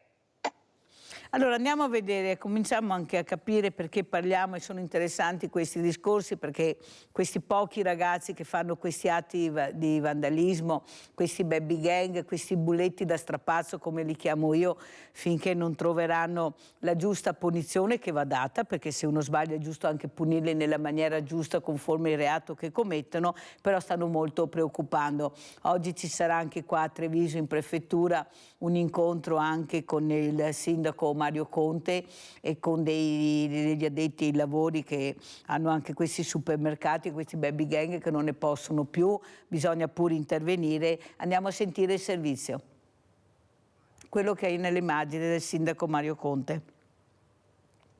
Io non credo nemmeno sia più soltanto una questione di ordine pubblico, anche perché si picchiano a scuola, si picchiano in stazione, si picchiano al parco, possono picchiarsi ovunque e non è che possiamo militarizzare la nostra città per prevenire queste situazioni. Credo che sia una questione molto sociale, cioè dobbiamo capire cosa nasce e cosa li porta a compiere questi gesti che precludono il loro futuro. Quindi contatterò nuovamente le scuole, perché credo che all'interno delle scuole, laddove loro passano molte ore della giornata, si possa fare qualcosa. Dobbiamo dialogare con le famiglie, dobbiamo capire cosa sta succedendo a questi ragazzi che scatenano la loro rabbia attraverso queste risse che davvero non hanno nulla a che fare con i giovani per bene delle nostre comunità. Allora andiamo a vedere anche sempre a Treviso questo servizio ripresa autista bus. Andiamo a vedere cosa vediamo qui invece.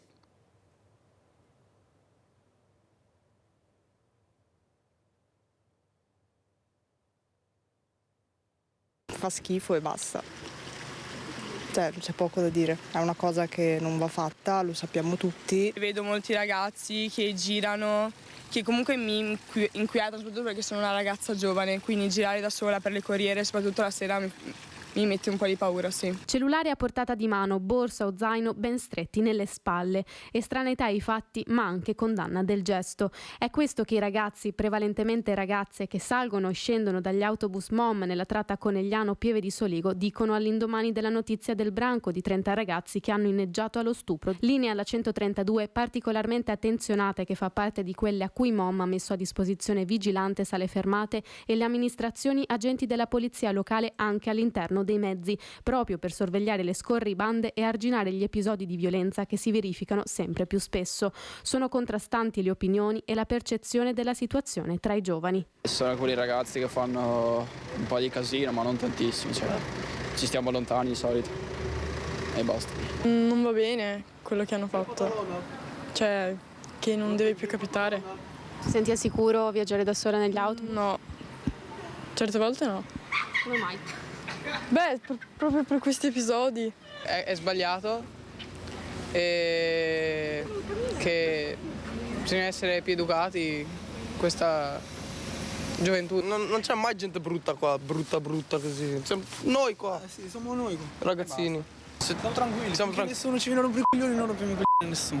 Situazione non nuova all'interno dei bus, a vincere tra i passeggeri è la rassegnazione. Molto spesso dei ragazzi, soprattutto giovani, 16 anni per lo più, minacciano autisti della MOM, ma io penso che sia dovuto al fatto che o magari vogliono prendere il controllo della situazione. Sono 5 anni che succedono questi casini in questa zona, a Conegliano ancora peggio, al Biscione, quindi sì, ci si fa l'abitudine dopo un po'. E si cerca di stare il più attenti possibile che non succeda a te. C'è un po' di rassegnazione. Sì, assolutamente.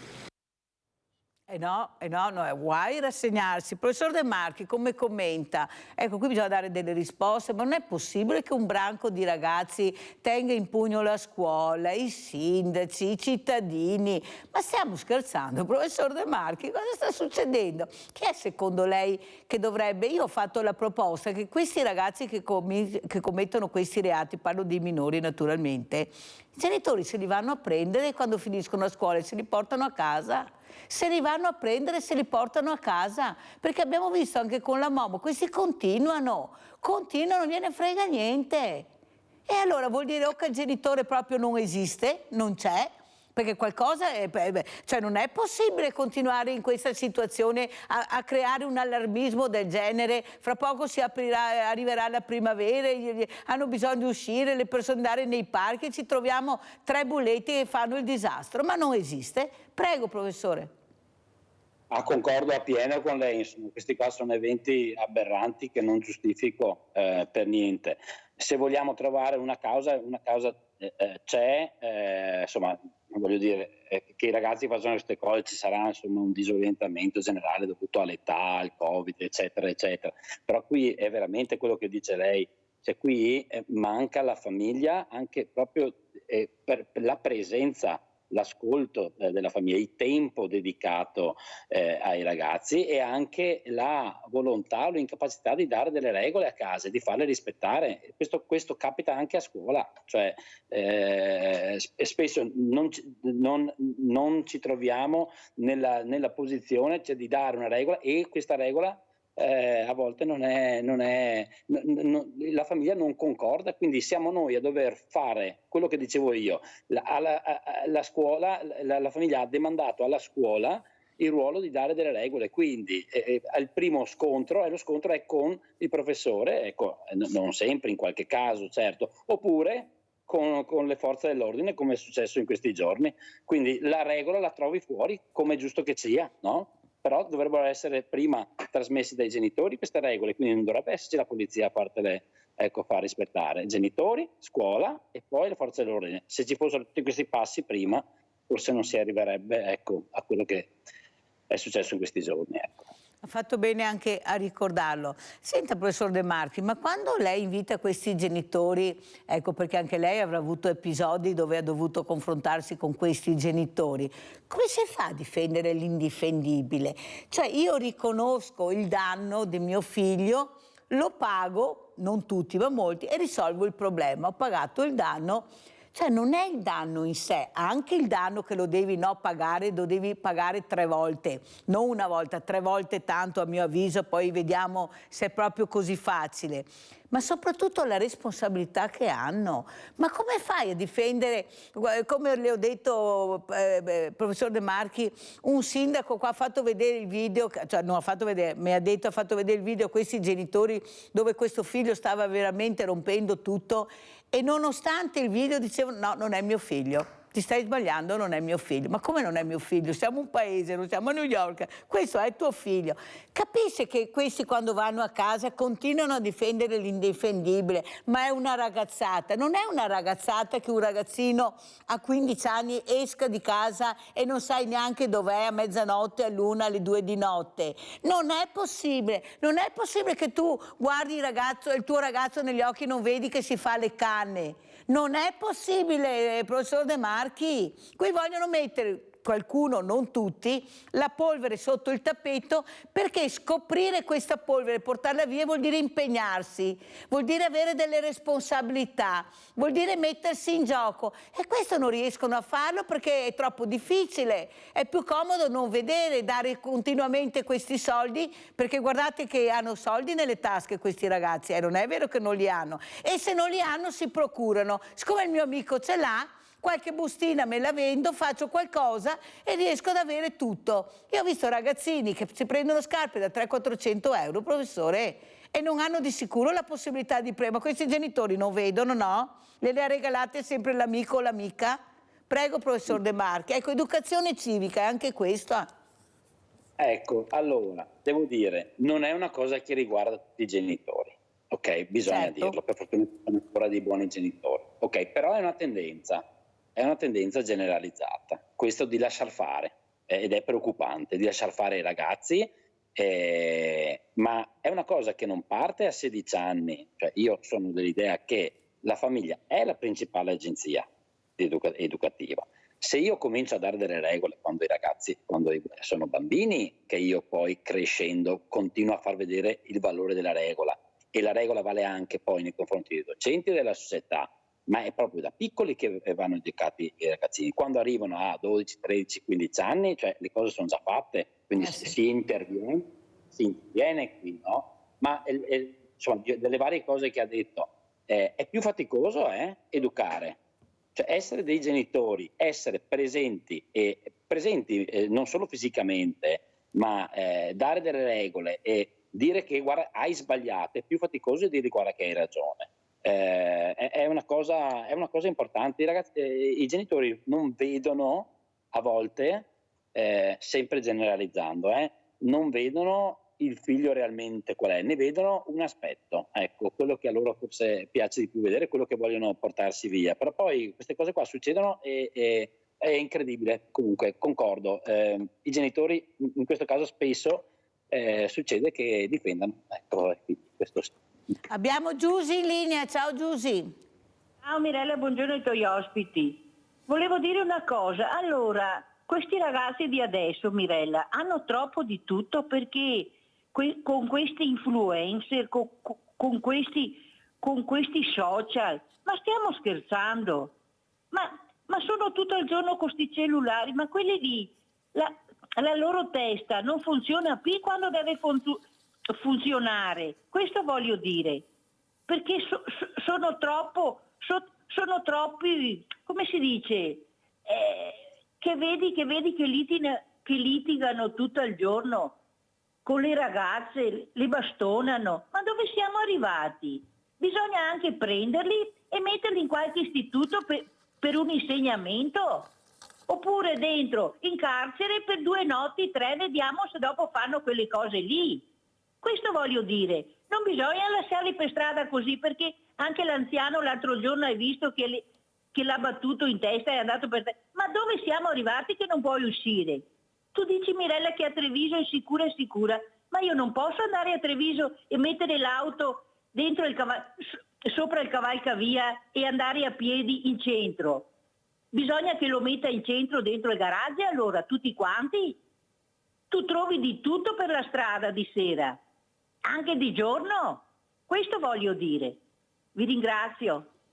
Ma io direi che non è proprio così a Treviso, Giusy, mi dispiace, lo dico, lo ripeto, io sono in giro tutto il giorno, per carità ci saranno anche degli episodi che fanno, però insomma dire che non si può uscire a Treviso è difficile, Giusy, te lo posso assicurare. Poi per carità quello che capita è capitato anche a me, lo sai benissimo, l'ho detto tante volte alle 15 del pomeriggio, però dire che non è una città sicura è molto diversa. Andate a pochi chilometri di distanza e vedrete cosa vedete veramente. Questo è quello che vedo io, che giro tantissimo.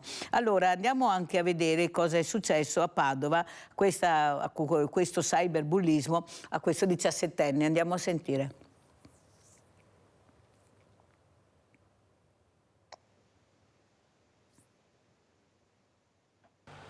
Una ragazza 17enne ha ricevuto il provvedimento di ammonimento del questore di Padova, Marco Odorisio, con l'accusa di cyberbullismo. In pratica la giovane si è resa protagonista nel tempo di ripetuti atteggiamenti intimidatori nei confronti di una coetanea.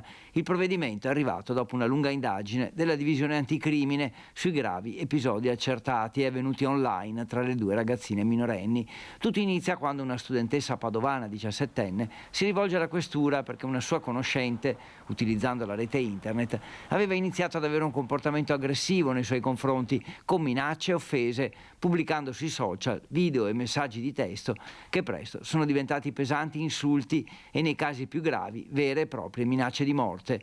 Addirittura in un'occasione, dopo essere stata bloccata dalla vittima su WhatsApp, l'autrice delle minacce aveva pubblicato una storia sul proprio profilo Instagram in cui, ballando in un video, fingeva di prendere per i capelli e picchiare la coetanea. Nei giorni successivi era arrivato anche un messaggio in cui le augurava la morte, e così l'ansia e la paura, per sé e per i familiari, avevano convinto la vittima a rivolgersi alla polizia. Ed ecco il provvedimento di ammonimento del questore per prevenire e fermare questi episodi di violenza. Ha sentito il professor De Marchi? Ammonimento del questore. Ma qui dobbiamo impiegare l'anticrimine per questa ragazzina? Ma siamo veramente arrivati veramente a degli episodi sconcertanti? Sono anche pochi, ma ci rendiamo conto cosa sta succedendo? Bisogna veramente dire basta e fermarli, ma tutti assieme, facendo squadra? Ma come? L'anticrimine per una ragazzina che fa cyberbullismo? Prego, professor De Marchi. Sì, allora concordo con lei, nel senso che io, come ho detto prima, cioè se si arriva all'anticrimine vuol dire che non siamo riusciti a vederla prima questa cosa, no? Quindi si arriva a fare in modo che le regole vengano imposte dallo Stato, dalla legge, no? Ma prima queste cose dovevano passare per qualcun altro. Allora sono cose queste qua che purtroppo succedono. Bisogna fare squadra, lei dice bene, bisogna fare squadra, ma dove erano adesso? Perché noi diamo in mano, forse non ci rendiamo conto, e lo dico, guardate, ma ieri, cioè nel senso, quando faccio le riunioni con i genitori e tutti mi dicono di sì, ma non si sa quando diamo in mano un cellulare ai ragazzini. Sapete che i ragazzini adesso già le medie ce l'hanno tutti, ok? Se non alle elementari. Ma i genitori, è veramente un'emergenza, non si rendono conto di cosa danno in mano ai ragazzi. Ecco, e piuttosto di non farli socializzare con gli amici, danno in mano i cellulari e dopo li mettono sotto controllo, ma sapete bene che i ragazzi sono più bravi di noi a sapere come si lavora col cellulare e quindi a superare questi ostacoli e non controllano. I genitori sono primi responsabili, cioè sono responsabili di quello che avviene nel cellulare. Il cellulare non è una cosa che va data subito e così a cuor leggero per giocare, perché poi si apre un mondo, internet, tutto quello che si trova, i social network, quindi sarei molto, molto cauto nel dare sia nei tempi che nelle modalità, sapere sempre che i ragazzi sono ragazzi, provano, sono curiosi. Se gli dai in mano una cosa, ma è che non la sanno guidare. Abbiamo sentito a Pieve del Grappa di questo quindicenne che aveva una doppia vita, 15 anni, col telefonino, che si poteva veramente capire cosa faceva questo ragazzo, e poi siamo arrivati all'estremo dell'estremo. Ma guardate che non c'è solo lui, guardate che veramente per i soldi, per la droga, questi ragazzini ne fanno di tutti i colori. Cioè vogliamo veramente iniziare a parlarne anche di questo? O continuiamo a mettere la polvere sotto il tappeto, che non ci sono questi siti dove questi ragazzini arrivano e sono siti pericolosissimi? Cioè vogliamo parlarne? Vogliamo cominciare a discuterne? Professore? Sì, allora, perché la scuola fa il suo, non è che non lo fa, perché io dico, il cyberbullismo è un tema che viene, sia il bullismo che il cyberbullismo e tutte quante le azioni, progetti, in tutti gli ordini di scuola vengono fatti. E i ragazzi però ti ascoltano, nel senso ti ascoltano, però poi le cose succedono lo stesso. Quindi è una cosa che va ben oltre la scuola. Non lo so se qui, in questi casi qua, ci sia una responsabilità terza su questi siti, su queste cose, l'esistenza di questi siti. Io sì, su questo non saprei. La scuola il suo lo fa. La famiglia che tenga più monitorato queste cose, io sono di questo avviso. Dovrebbero controllare un po' di più, ma mio figlio è nella sua cameretta con il suo cellulare, col suo smartphone, col suo computer. Sì, ma tu sai cosa sta guardando tuo figlio? No, perché non sei neppure in grado di aprirlo, non sei neppure in grado di gestirla questa cosa. E questo è il grande problema, che molti non riescono neanche a capire la gravità che questa bomba che hanno in mano. Prego, professor De Marchi, poi la saluto. È anche vero che quanto tempo lasciamo i ragazzi davanti al cellulare?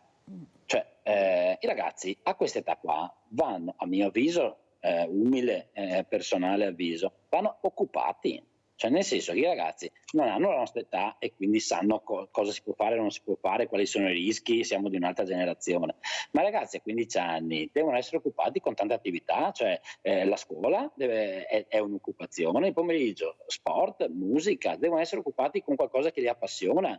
Più tempo hanno libero di dedicarsi ai social, più tempo hanno da perdere, cioè l'ozio non fa bene in questi casi, quindi uno si impiega in cosa, vanno occupati con tante attività, che sia la scuola a proporle o la famiglia, ma devono essere poco tempo per queste cose, a mio avviso, perché più tempo si ha, più ci si lascia fuorviare. Allora abbiamo l'ultima telefonata per il professor De Marchi, abbiamo Damiano da Verona, poi salutiamo il professor De Marchi. Vai Damiano. Sì, buongiorno. Buongiorno. Sì, buongiorno a tutti signori. Sto seguendo un po' la cosa e confermo che in pratica il problema maggiore è la famiglia che deve dare le regole ai figli, non c'è niente da fare. La scuola farà la sua cosa, la famiglia deve regolare i suoi figli, deve controllare quello che fa il figlio, perché sennò qua è un disastro.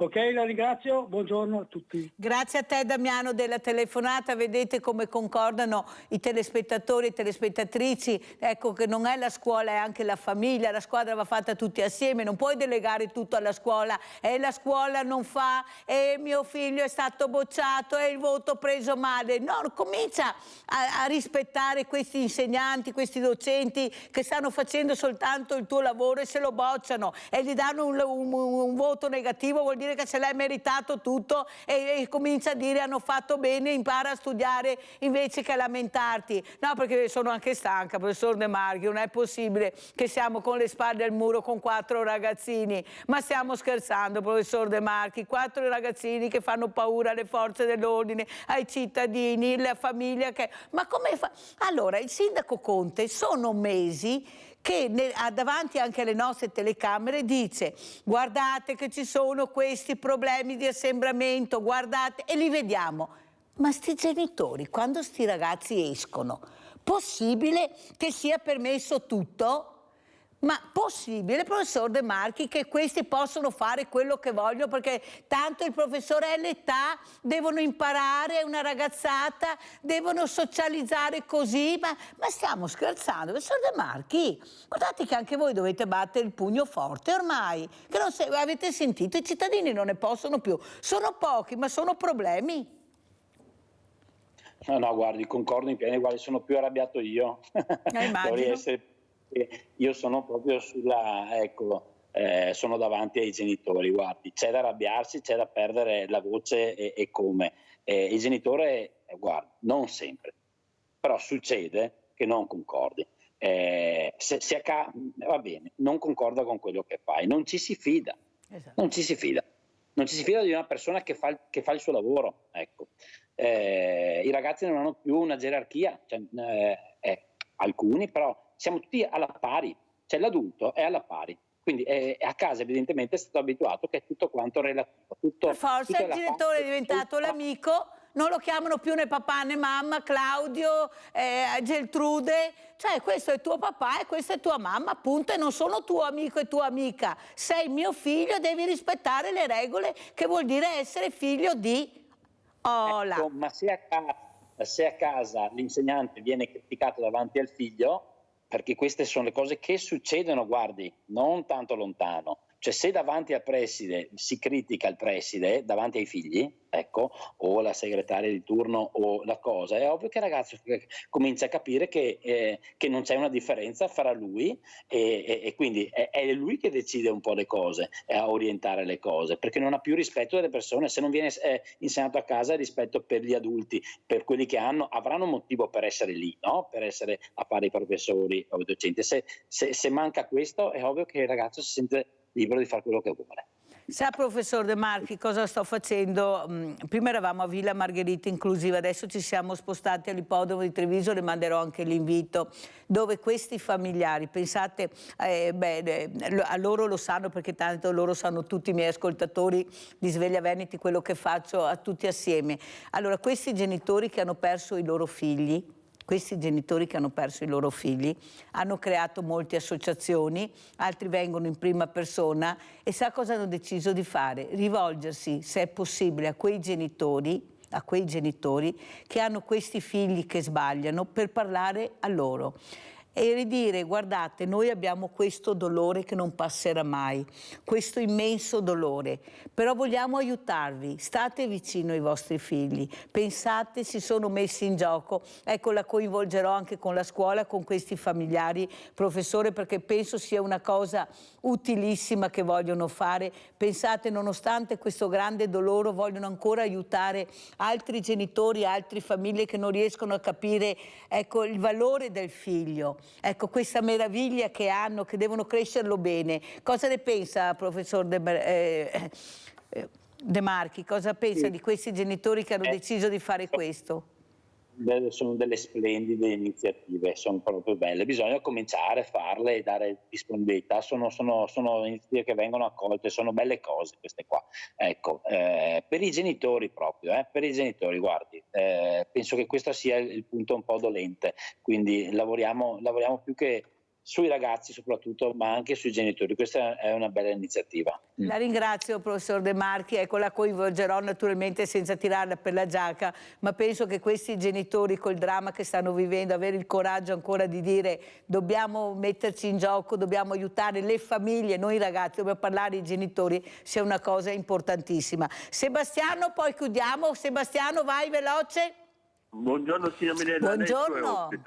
Buongiorno, niente, è velocissimo. Il purtroppo ai ragazzi è che i genitori gli permettono tutto. Noi abbiamo visto ora anche questa sinistra che ha condannato i Magarelle a Pisa, per amor di Dio, forse lì hanno un po' esagerato, niente di male, ma i poliziotti sono stanchi. Ora però abbiamo visto a Torino che una macchina delle forze dell'ordine sono state circondate da 30 persone che volevano fare uscire a un delinquente dalla macchina della polizia. Ora io dico, però non ho visto la sinistra che ha dato ragione in questo caso alle forze dell'ordine.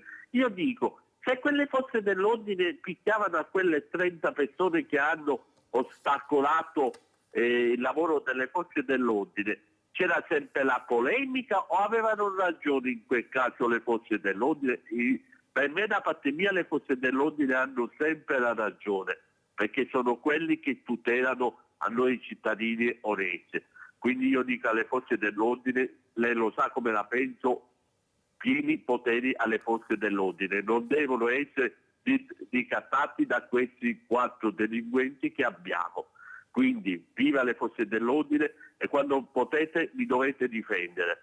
La ringrazio signora Minella e buongiorno. Abbiamo sentito anche le riflessioni del nostro Sebastiano D'Abano. Saluto Stefano De Marchi, preside Medie Licei, l'Istituto Canossiano Madonna del Grappa, che abbiamo fatto questa lunga chiacchierata molto apprezzata a casa. Avete sentito, grazie veramente professor De Marchi di essere stato con noi e le manderò l'invito naturalmente se avrà piacere di ascoltare anche lei questi genitori che hanno deciso di fare qualcosa. Grazie, pubblicità. Grazie. Grazie Mirella, arrivederci.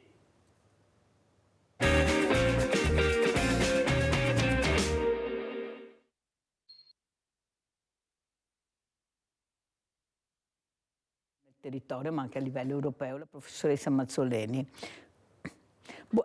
Siamo in onda, mi hanno detto, io non ho sentito niente, stavo parlando con un altro gradito ospite che è Marco Mestriner, atleta nazionale italiano trapianti, Associazione Nazionale Emodializzati, Dialisi e Trapianto, che è con noi, e saluto anche, vediamo se è già collegato, eccolo qua, da Varese, il professor Giuseppe Vanacore, presidente nazionale, Associazione Nazionale Emodializzati, Dialisi e Trapianti. Grazie anche a lei, professor Vanacore, di essere qui con noi. Prima si discuteva con Mestriner, che ringrazio e che conosco di essere ritornato a trovarsi, professore, del problema che abbiamo in questo paese, che sono: abbiamo le attrezzature, siamo veramente pronti per fare queste cose che qualcuno vuole a livello anche di campionati del mondo, di Olimpiadi, di Paralimpiadi? Siamo proprio così strutturati da accogliere, oppure ci siamo accorti all'ultimo momento perché non era stato pianificato bene e non si sapeva bene quando si sarebbe centrato l'obiettivo, che non si sa neppure adesso se si raggiungerà? Ecco, per far piacere a qualcuno. Invece lo sport ha bisogno di qualcos'altro, le piccole società hanno bisogno di essere supportati, questi atleti che, come vi spiegheranno, specialmente con le Paralimpiadi, hanno bisogno veramente di essere valorizzati, di essere uguali agli altri. Ecco, perché ce la stanno mettendo tutta per arrivare. Poi lei tratta, ecco, di persone di Associazione Nazionale Emodializzati, Dialisi e Trapianto, e qui abbiamo un atleta nazionale, capisce che mi sa che le cose non vanno poi così bene. Prego, professor Vanacore. Ciao Marco. Ciao Pino. Sono molto contento di questo invito. Nei prossimi giorni noi saremo tutti impegnati a Bormio per i campionati mondiali dei trapiantati di organi, tessuti e cellule, che gareggeranno praticamente in tutti gli sport invernali. E abbiamo avuto occasione anche di rapportarci con il presidente Zaia, che è stato cortese, abbiamo avuto un incontro online, perché ormai si usa così, con l'assessore, e sentiamo vicina anche il Veneto in questa impresa. Naturalmente lei ha perfettamente ragione, perché questi trapiantati che partecipano a questi giochi si è bloccato? Si pagano tutto, quindi non è che sono degli stipendiati diciamo sportivi. Sì, ma perché nessuno lo dice? Quel professor Vanacore, ma perché non battete i pugni forte? Ma perché devo essere io a invitarvi a sentire queste cose che nessuno le sa a casa? Perché non si dicono? Ma avete paura di parlare? Professor Vanacore, guardate che avete la popolazione dalla vostra parte, gli atleti dalla vostra parte. Poi abbiamo un popolo che è sempre tiepido, quelli addetti ai lavori devono battere i pugni quando sanno di aver ragione, perché funziona così, glielo posso assicurare, professor Vanacore. Qui in Italia chi grida di più ha più ragione, non c'è niente da fare, purtroppo, dico io, purtroppo. Le posso dire questo: noi l'ANED, che ha una sezione ANESport e mette al centro i benefici dell'esercizio fisico per le persone malate, sia dializzate che trapiantate, è oramai da oltre 30 anni che diciamo, svolge questa attività. Posso dire però che alcuni passi avanti sono stati fatti, ma in una direzione unica, e mi preme sottolinearlo, perché lei ha citato le Paralimpiadi. È evidente che i trapiantati non sono riconducibili alle Paralimpiche, alle attività paralimpiche, però noi abbiamo avuto al nostro fianco negli ultimi anni proprio il Comitato Nazionale Paralimpico, nella persona del suo presidente, e anche in questa occasione ci viene dato un aiuto per l'organizzazione dei giochi, ma io non le dico quanto costa organizzare questi giochi per l'ANED, non glielo voglio risparmiare, e quindi tutte queste gocce che siamo riusciti a mettere assieme concorreranno ad aiutarci. Resta però che gli atleti, per partecipare, diciamo, il soggiorno, anche lo ski pass, eccetera, se lo devono pagare, perché noi non saremmo in grado di farvi fronte, però siamo riusciti ad avere degli aiuti che almeno consentono di coprire in parte i costi di organizzazione. E lei ha ragione, c'è tanto da fare, perché è riconosciuto ed è validato che una persona trapiantata che fa esercizio fisico, svolge attività sportive, sta meglio lui personalmente e salvaguarda anche meglio l'organo che gli è stato trapiantato. Guardi, professor Vanacori, la ringrazio di aver detto questo. Tanto io mi espongo sempre in prima persona, io ce l'ho a morte con la pista da bob, ma proprio a morte, nel senso che io non è che non voglio la pista da bob, io non voglio quella pista, cioè non voglio, la fanno, cioè non è che non la voglio, non la fanno, quella pista, perché ce n'erano altre con meno soldi spesi che avrebbero potuto essere funzionali. Siccome stiamo parlando di Olimpiadi, non è scritto che devi farlo proprio là, perché là una delle più grandi urbaniste che abbiamo ha detto che là non va fatta perché è pericolosa. In Piemonte è diverso perché c'è un'altra prospettiva. Cioè non è che si dice di no perché vogliamo dire di no, e non si possono spendere montagne di soldi per pochi quando avete sentito questi atleti, stiamo parlando di campioni che si devono pagare, e chi non ha la possibilità cosa fa? Chi se non trova lo sposo, chi non ha una situazione familiare che lo permetta. Queste associazioni fino a là possono arrivare, ma dopo non ce la fanno, e allora non è che forse anche questi sapientoni che dicono che arriverà chissà quale, riusciremo a risolvere il problema del turismo con la pista da bob? Cioè proprio non ci sto, guardi professore, proprio lo dico io, non ci sto assolutamente, e continuerò a non starci e fare la mia battaglia, però so che molti la pensano come me, anche se qualcuno è deviato perché crede nei faraoni. Siccome in Italia abbiamo i faraoni che fanno le piramidi, però sono soldi nostri, non è che se la fanno con i loro soldi, se la fanno con i soldi nostri, e noi vorremmo aiutare queste persone, queste associazioni che stanno cercando di valorizzare questi atleti. Mr. Eccomi qua. Vai, cosa pensi? Cosa penso? Beh, intanto sono d'accordo con il presidente Vanacori, che è tra l'altro il mio presidente, perché io seguo la parte, diciamo, sportiva, ma lui oltre allo sport, diciamo, ha in carico tantissimi problemi che arrivano da tutta Italia, da pazienti trapiantati e dializzati, che come associazione cerchiamo di far fronte, quindi dall'aspetto medico, diciamo.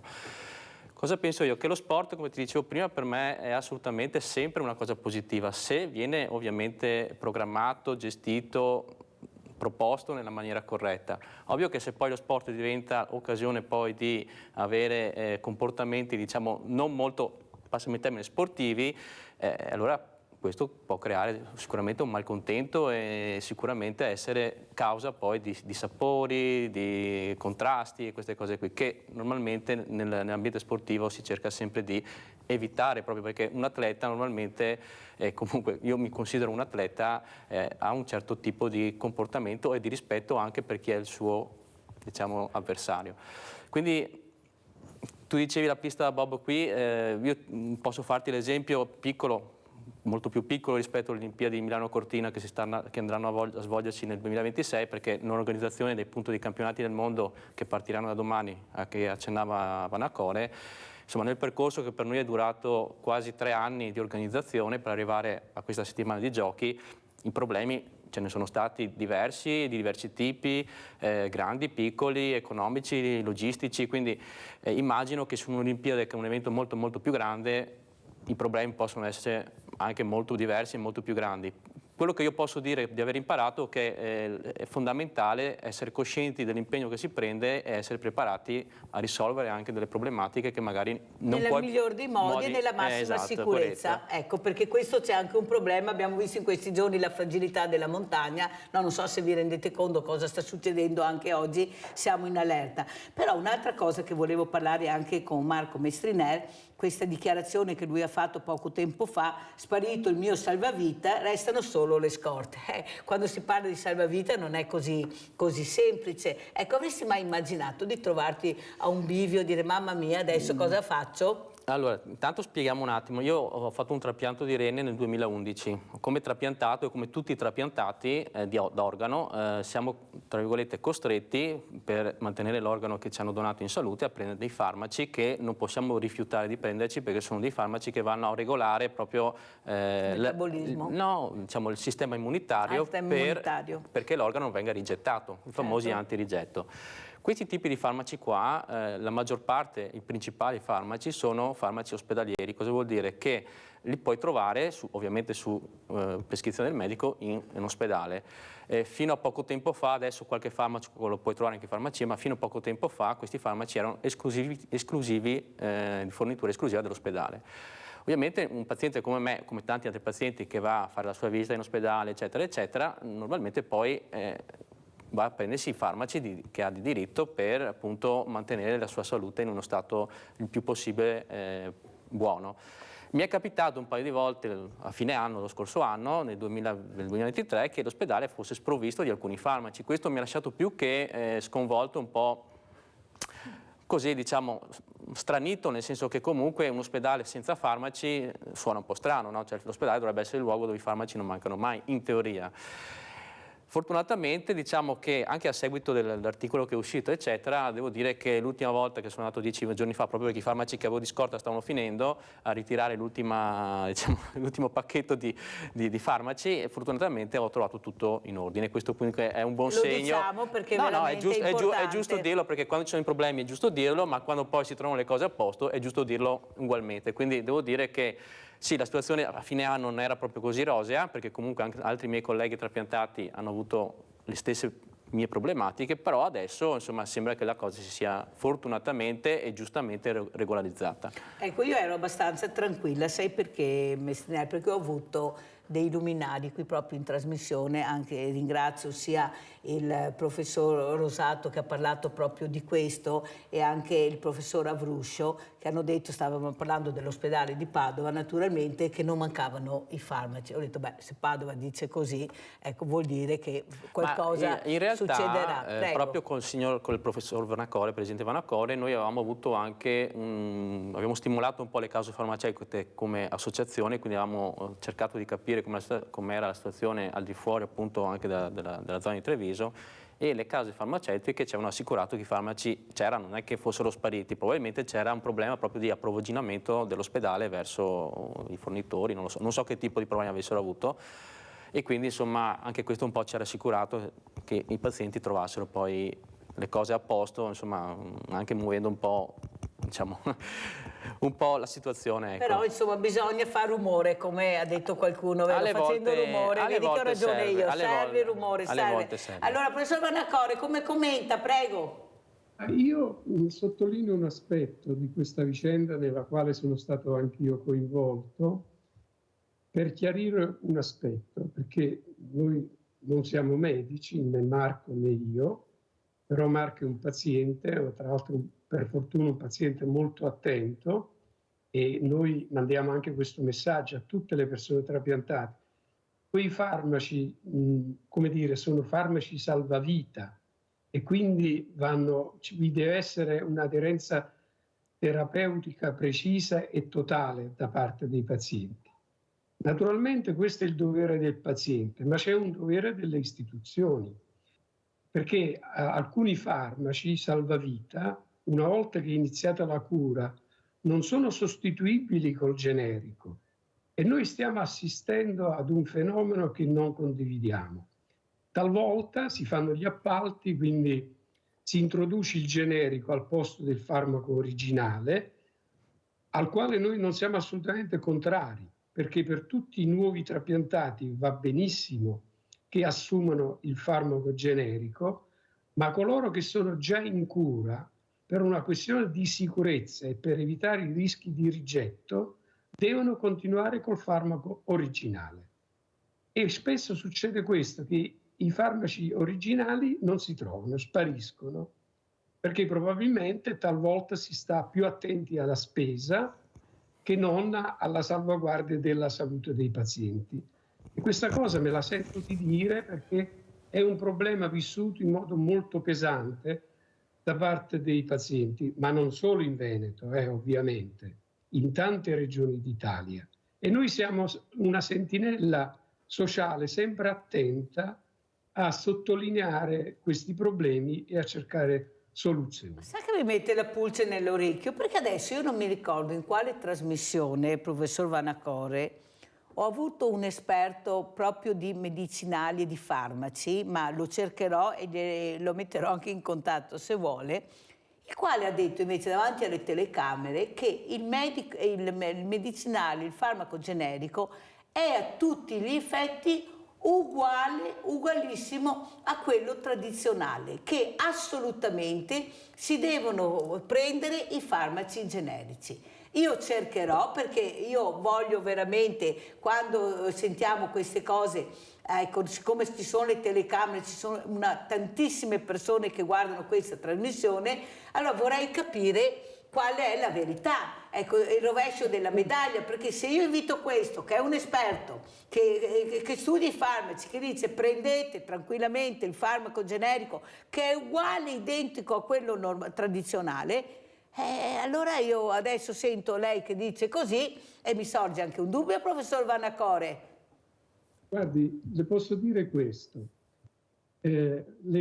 Io sono iperteso, prendo un farmaco generico, ogni volta magari me lo cambiano, non faccio alcuna storia perché il principio attivo è identico e io non corro alcun rischio. Quando stiamo parlando però di persone trapiantate, lei deve pensare che ci sono i reni, come nel caso di Marco, c'è il fegato, c'è il cuore, e in questi casi un rischio di rigetto può portare alla morte.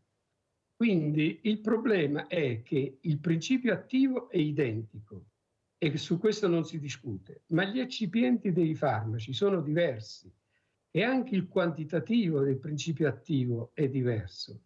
Quindi quando abbiamo dei problemi di assorbimento ematico, Marco ha ben spiegato la funzione del farmaco antirigetto che deve tenere in equilibrio il sistema immunodepressivo, il sistema immunitario.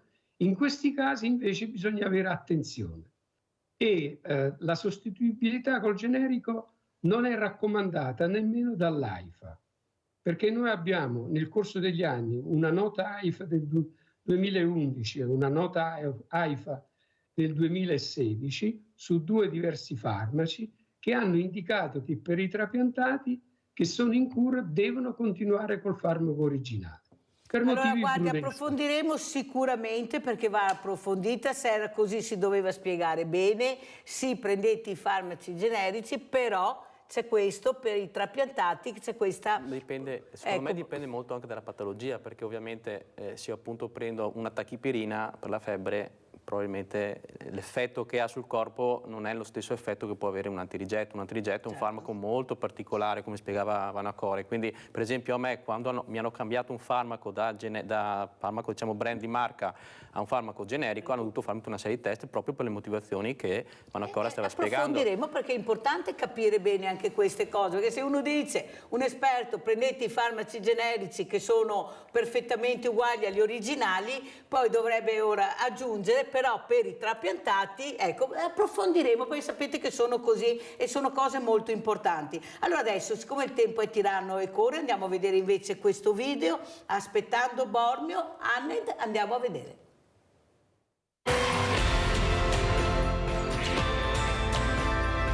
There is a small town at the foot of the Italian Alps where history and landscape become one. A place where the history of international skiing has been made. Its slopes and landscapes seem drawn as if by the hand of a Renaissance artist. This place has seen the greatest athletes on the planet battle it out for a Gold World Cup medal and is now ready to once again host a world-class competition in an event where commitment, determination, and the will to go beyond our limits will be more important than talent and natural gifts. This place speaks volumes about the Italian way of life, in food, in passions, in fine living. We are not afraid to consider it home, and we look forward to sharing it with all of you. This place is called Bormio, and in 2024 it will become the venue for the Winter Championships for transplanted people, where once again, it will be the man who will return to the center of the show, at the center of life. Ciao, sono Deborah Compagnoni. Ciao, sono Marco, un atleta trapiantato. Anche noi saremo a Bormio alla bellissima manifestazione che celebra la forza e la determinazione. Ogni sfida, ogni gara, ogni successo per un atleta trapiantato celebra la vita che rinasce grazie al trapianto. Venite a Bormio. Vi aspettiamo.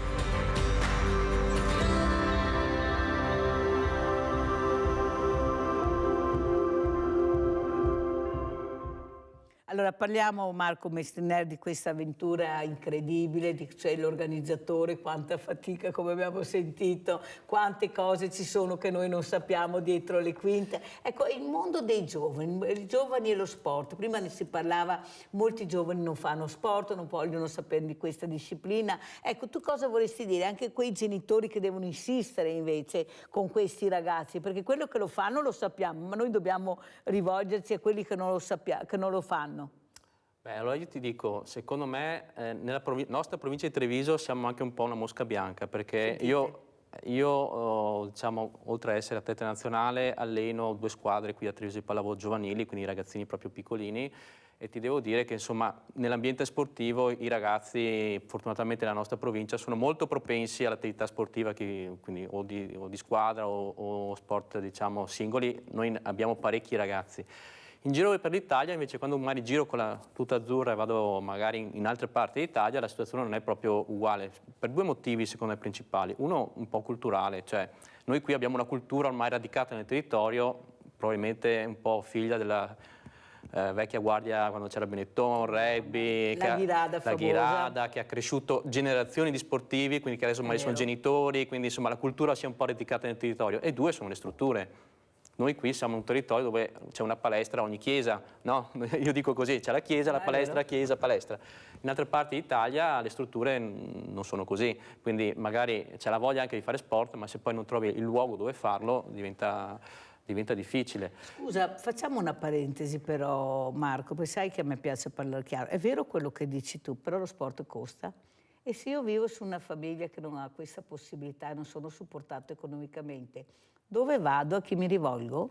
Beh, allora, io ti dico, in realtà c'è la possibilità di avere anche dei bonus sportivi, quindi adesso io le modalità esatte non te le so dire, ma so che ci sono perché anche nella società, per esempio, dove c'è mio figlio, dove alleno io, c'è stata proposta, appunto, se c'erano famiglie in difficoltà sotto un certo livello di ISE, di poter usufruire di questi bonus per l'iscrizione all'attività sportiva.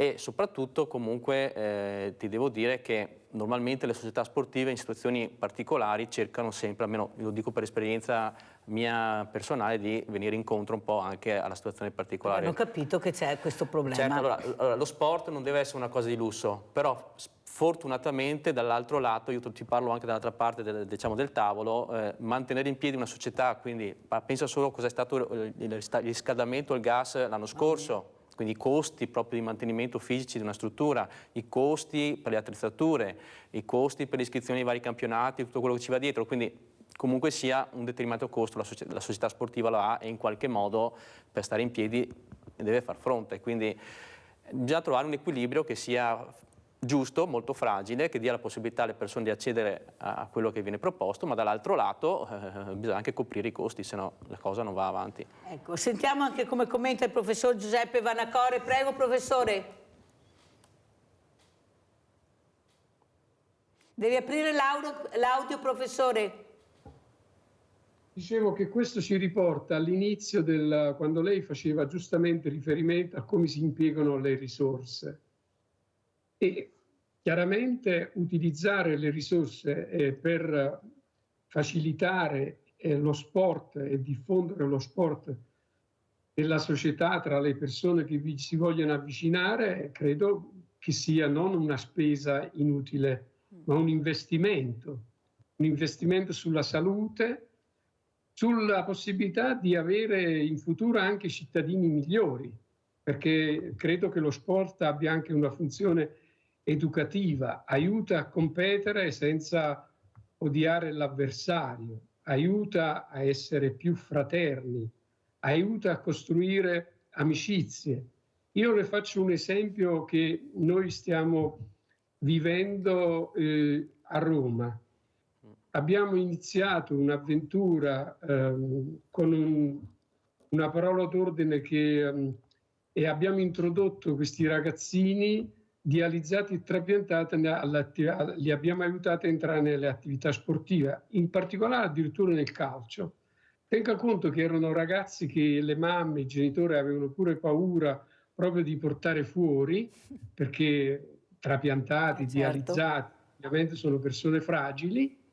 Adesso sono incredibilmente dei ragazzi vivacissimi, stanno insieme, si divertono, giocano, i genitori sono più contenti ed è un'esperienza bellissima. Guardi, la ringrazio professor Vannacori di aver detto questo. Prima si parlava proprio col professor De Marchi, che è un preside di questi genitori che crescono i figli su questa bolla, ecco, con una super protezione sbagliatissima, ecco, lo dicono anche gli illuminari che vengono qua. Il bambino ha bisogno di correre, di fare sport, di saltare, di giocare, di mangiare le cose giuste. Ecco, forse qualche genitore dovrebbe ascoltare anche Vannacori. Devo correre, però devo mandare anche questo servizio che è bellissimo, Un sogno nel pallone. Anned, andiamo a sentire.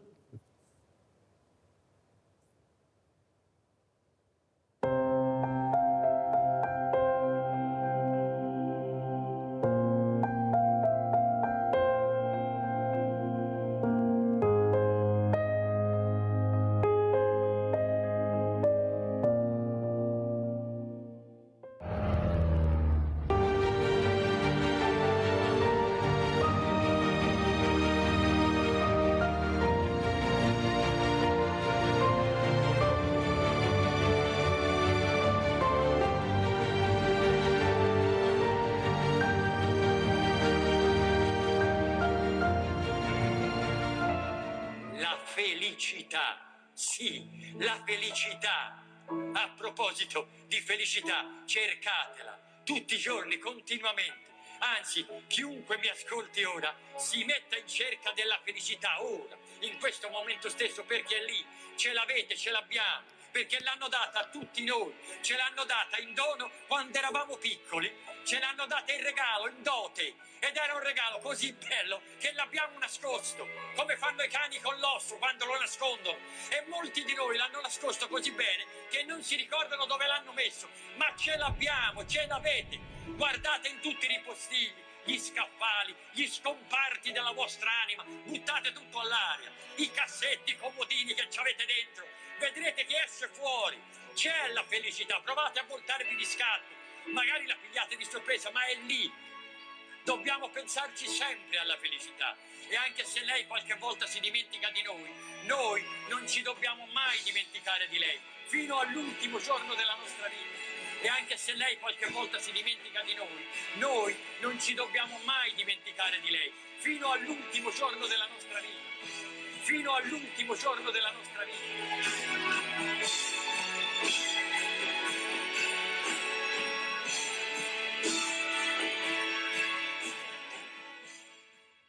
Tanto complimenti Marco Mestiner, veramente complimenti. Ecco, come ci si vuoi salutare, perché ormai siamo in chiusura, cosa vuoi dire? Ecco, mandare anche questi messaggi è molto positivo a mio avviso, prego.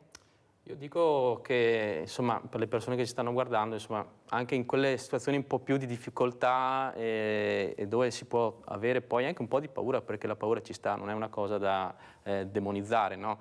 Di trovare comunque una scappatoia, un sistema per uscirne. Io ho trovato lo sport, i ragazzini che avete visto nel servizio che è appena finito hanno trovato anche loro questa possibilità di stare insieme, che sicuramente va oltre allo sport stesso, cioè lo sport uno lo vede come una gara, come una competizione, ma attorno a questo c'è tutto un ambiente che aiuta proprio la persona a risentirsi magari inserita in un gruppo, a far socialità, a trovare delle amicizie nuove, a scoprire magari un mondo che non conosceva, e questo è un aiuto sia dal punto di vista fisico, perché lo sport aiuta lo fisico, ma soprattutto mentale. E dell'umore e di tutte queste cose qua. Allora, professor Vannacori, un minuto per salutarci, veloce, grazie. Grazie a lei, sono stato contento di partecipare a questa trasmissione, complimenti, lei è una straordinaria animatrice.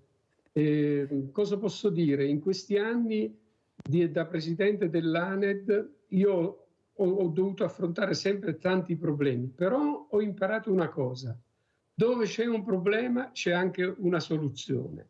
E un sogno del pallone, ad esempio, è la dimostrazione vivente che si parte da problemi e poi si arriva a degli esiti che sono davvero straordinari e ci rendono orgogliosi del lavoro che svolgiamo tutti i giorni come volontari. Grazie. Grazie veramente professor Giuseppe Vanacore, la inviterò ancora anche perché dobbiamo parlare di queste associazioni, questo presidente nazionale ANED che abbiamo conosciuto questa mattina, ma avevamo già conosciuto Marco Mestriner, che non finirò mai di ringraziare per il lavoro che fa con quanto entusiasmo e con quanta dedizione, perciò bravo veramente. Grazie. Marco, e continua così. Grazie. Adesso noi andiamo con la proposta di Mirella, cosa faremo e cosa mangeremo a pranzo oggi. Andiamo a vedere, grazie. Fusilli, calamari e melanzane. Ingredienti: 300 g di fusilli, 250 g di calamari, una melanzana, 10 pomodorini freschi, 30 g di parmigiano, peperoncino, una foglia d'alloro, 30 g di olio extravergine di oliva, uno spicchio d'aglio, prezzemolo, sale, pepe, olio per friggere. In una grande padella soffriggere nell'olio d'oliva l'aglio, il peperoncino, il prezzemolo tritato e la foglia d'alloro.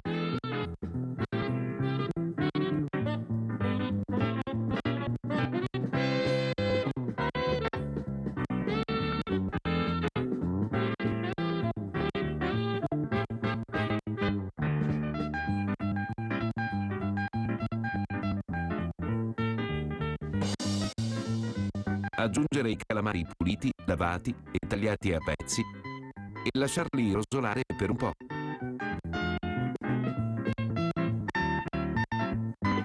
Unire i pomodorini divisi a metà, mezzo bicchiere d'acqua e lasciare cuocere tutto per 10-15 minuti.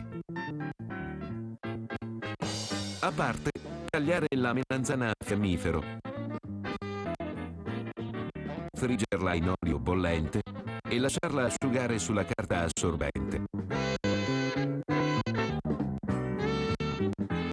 Lessare i fusilli in abbondante acqua salata. Scolarli e rovesciarli insieme alle melanzane nella padella contenente i calamari.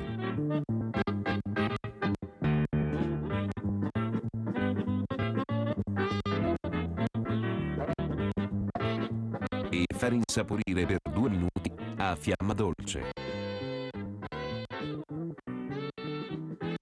Spolverizzare con il parmigiano grattugiato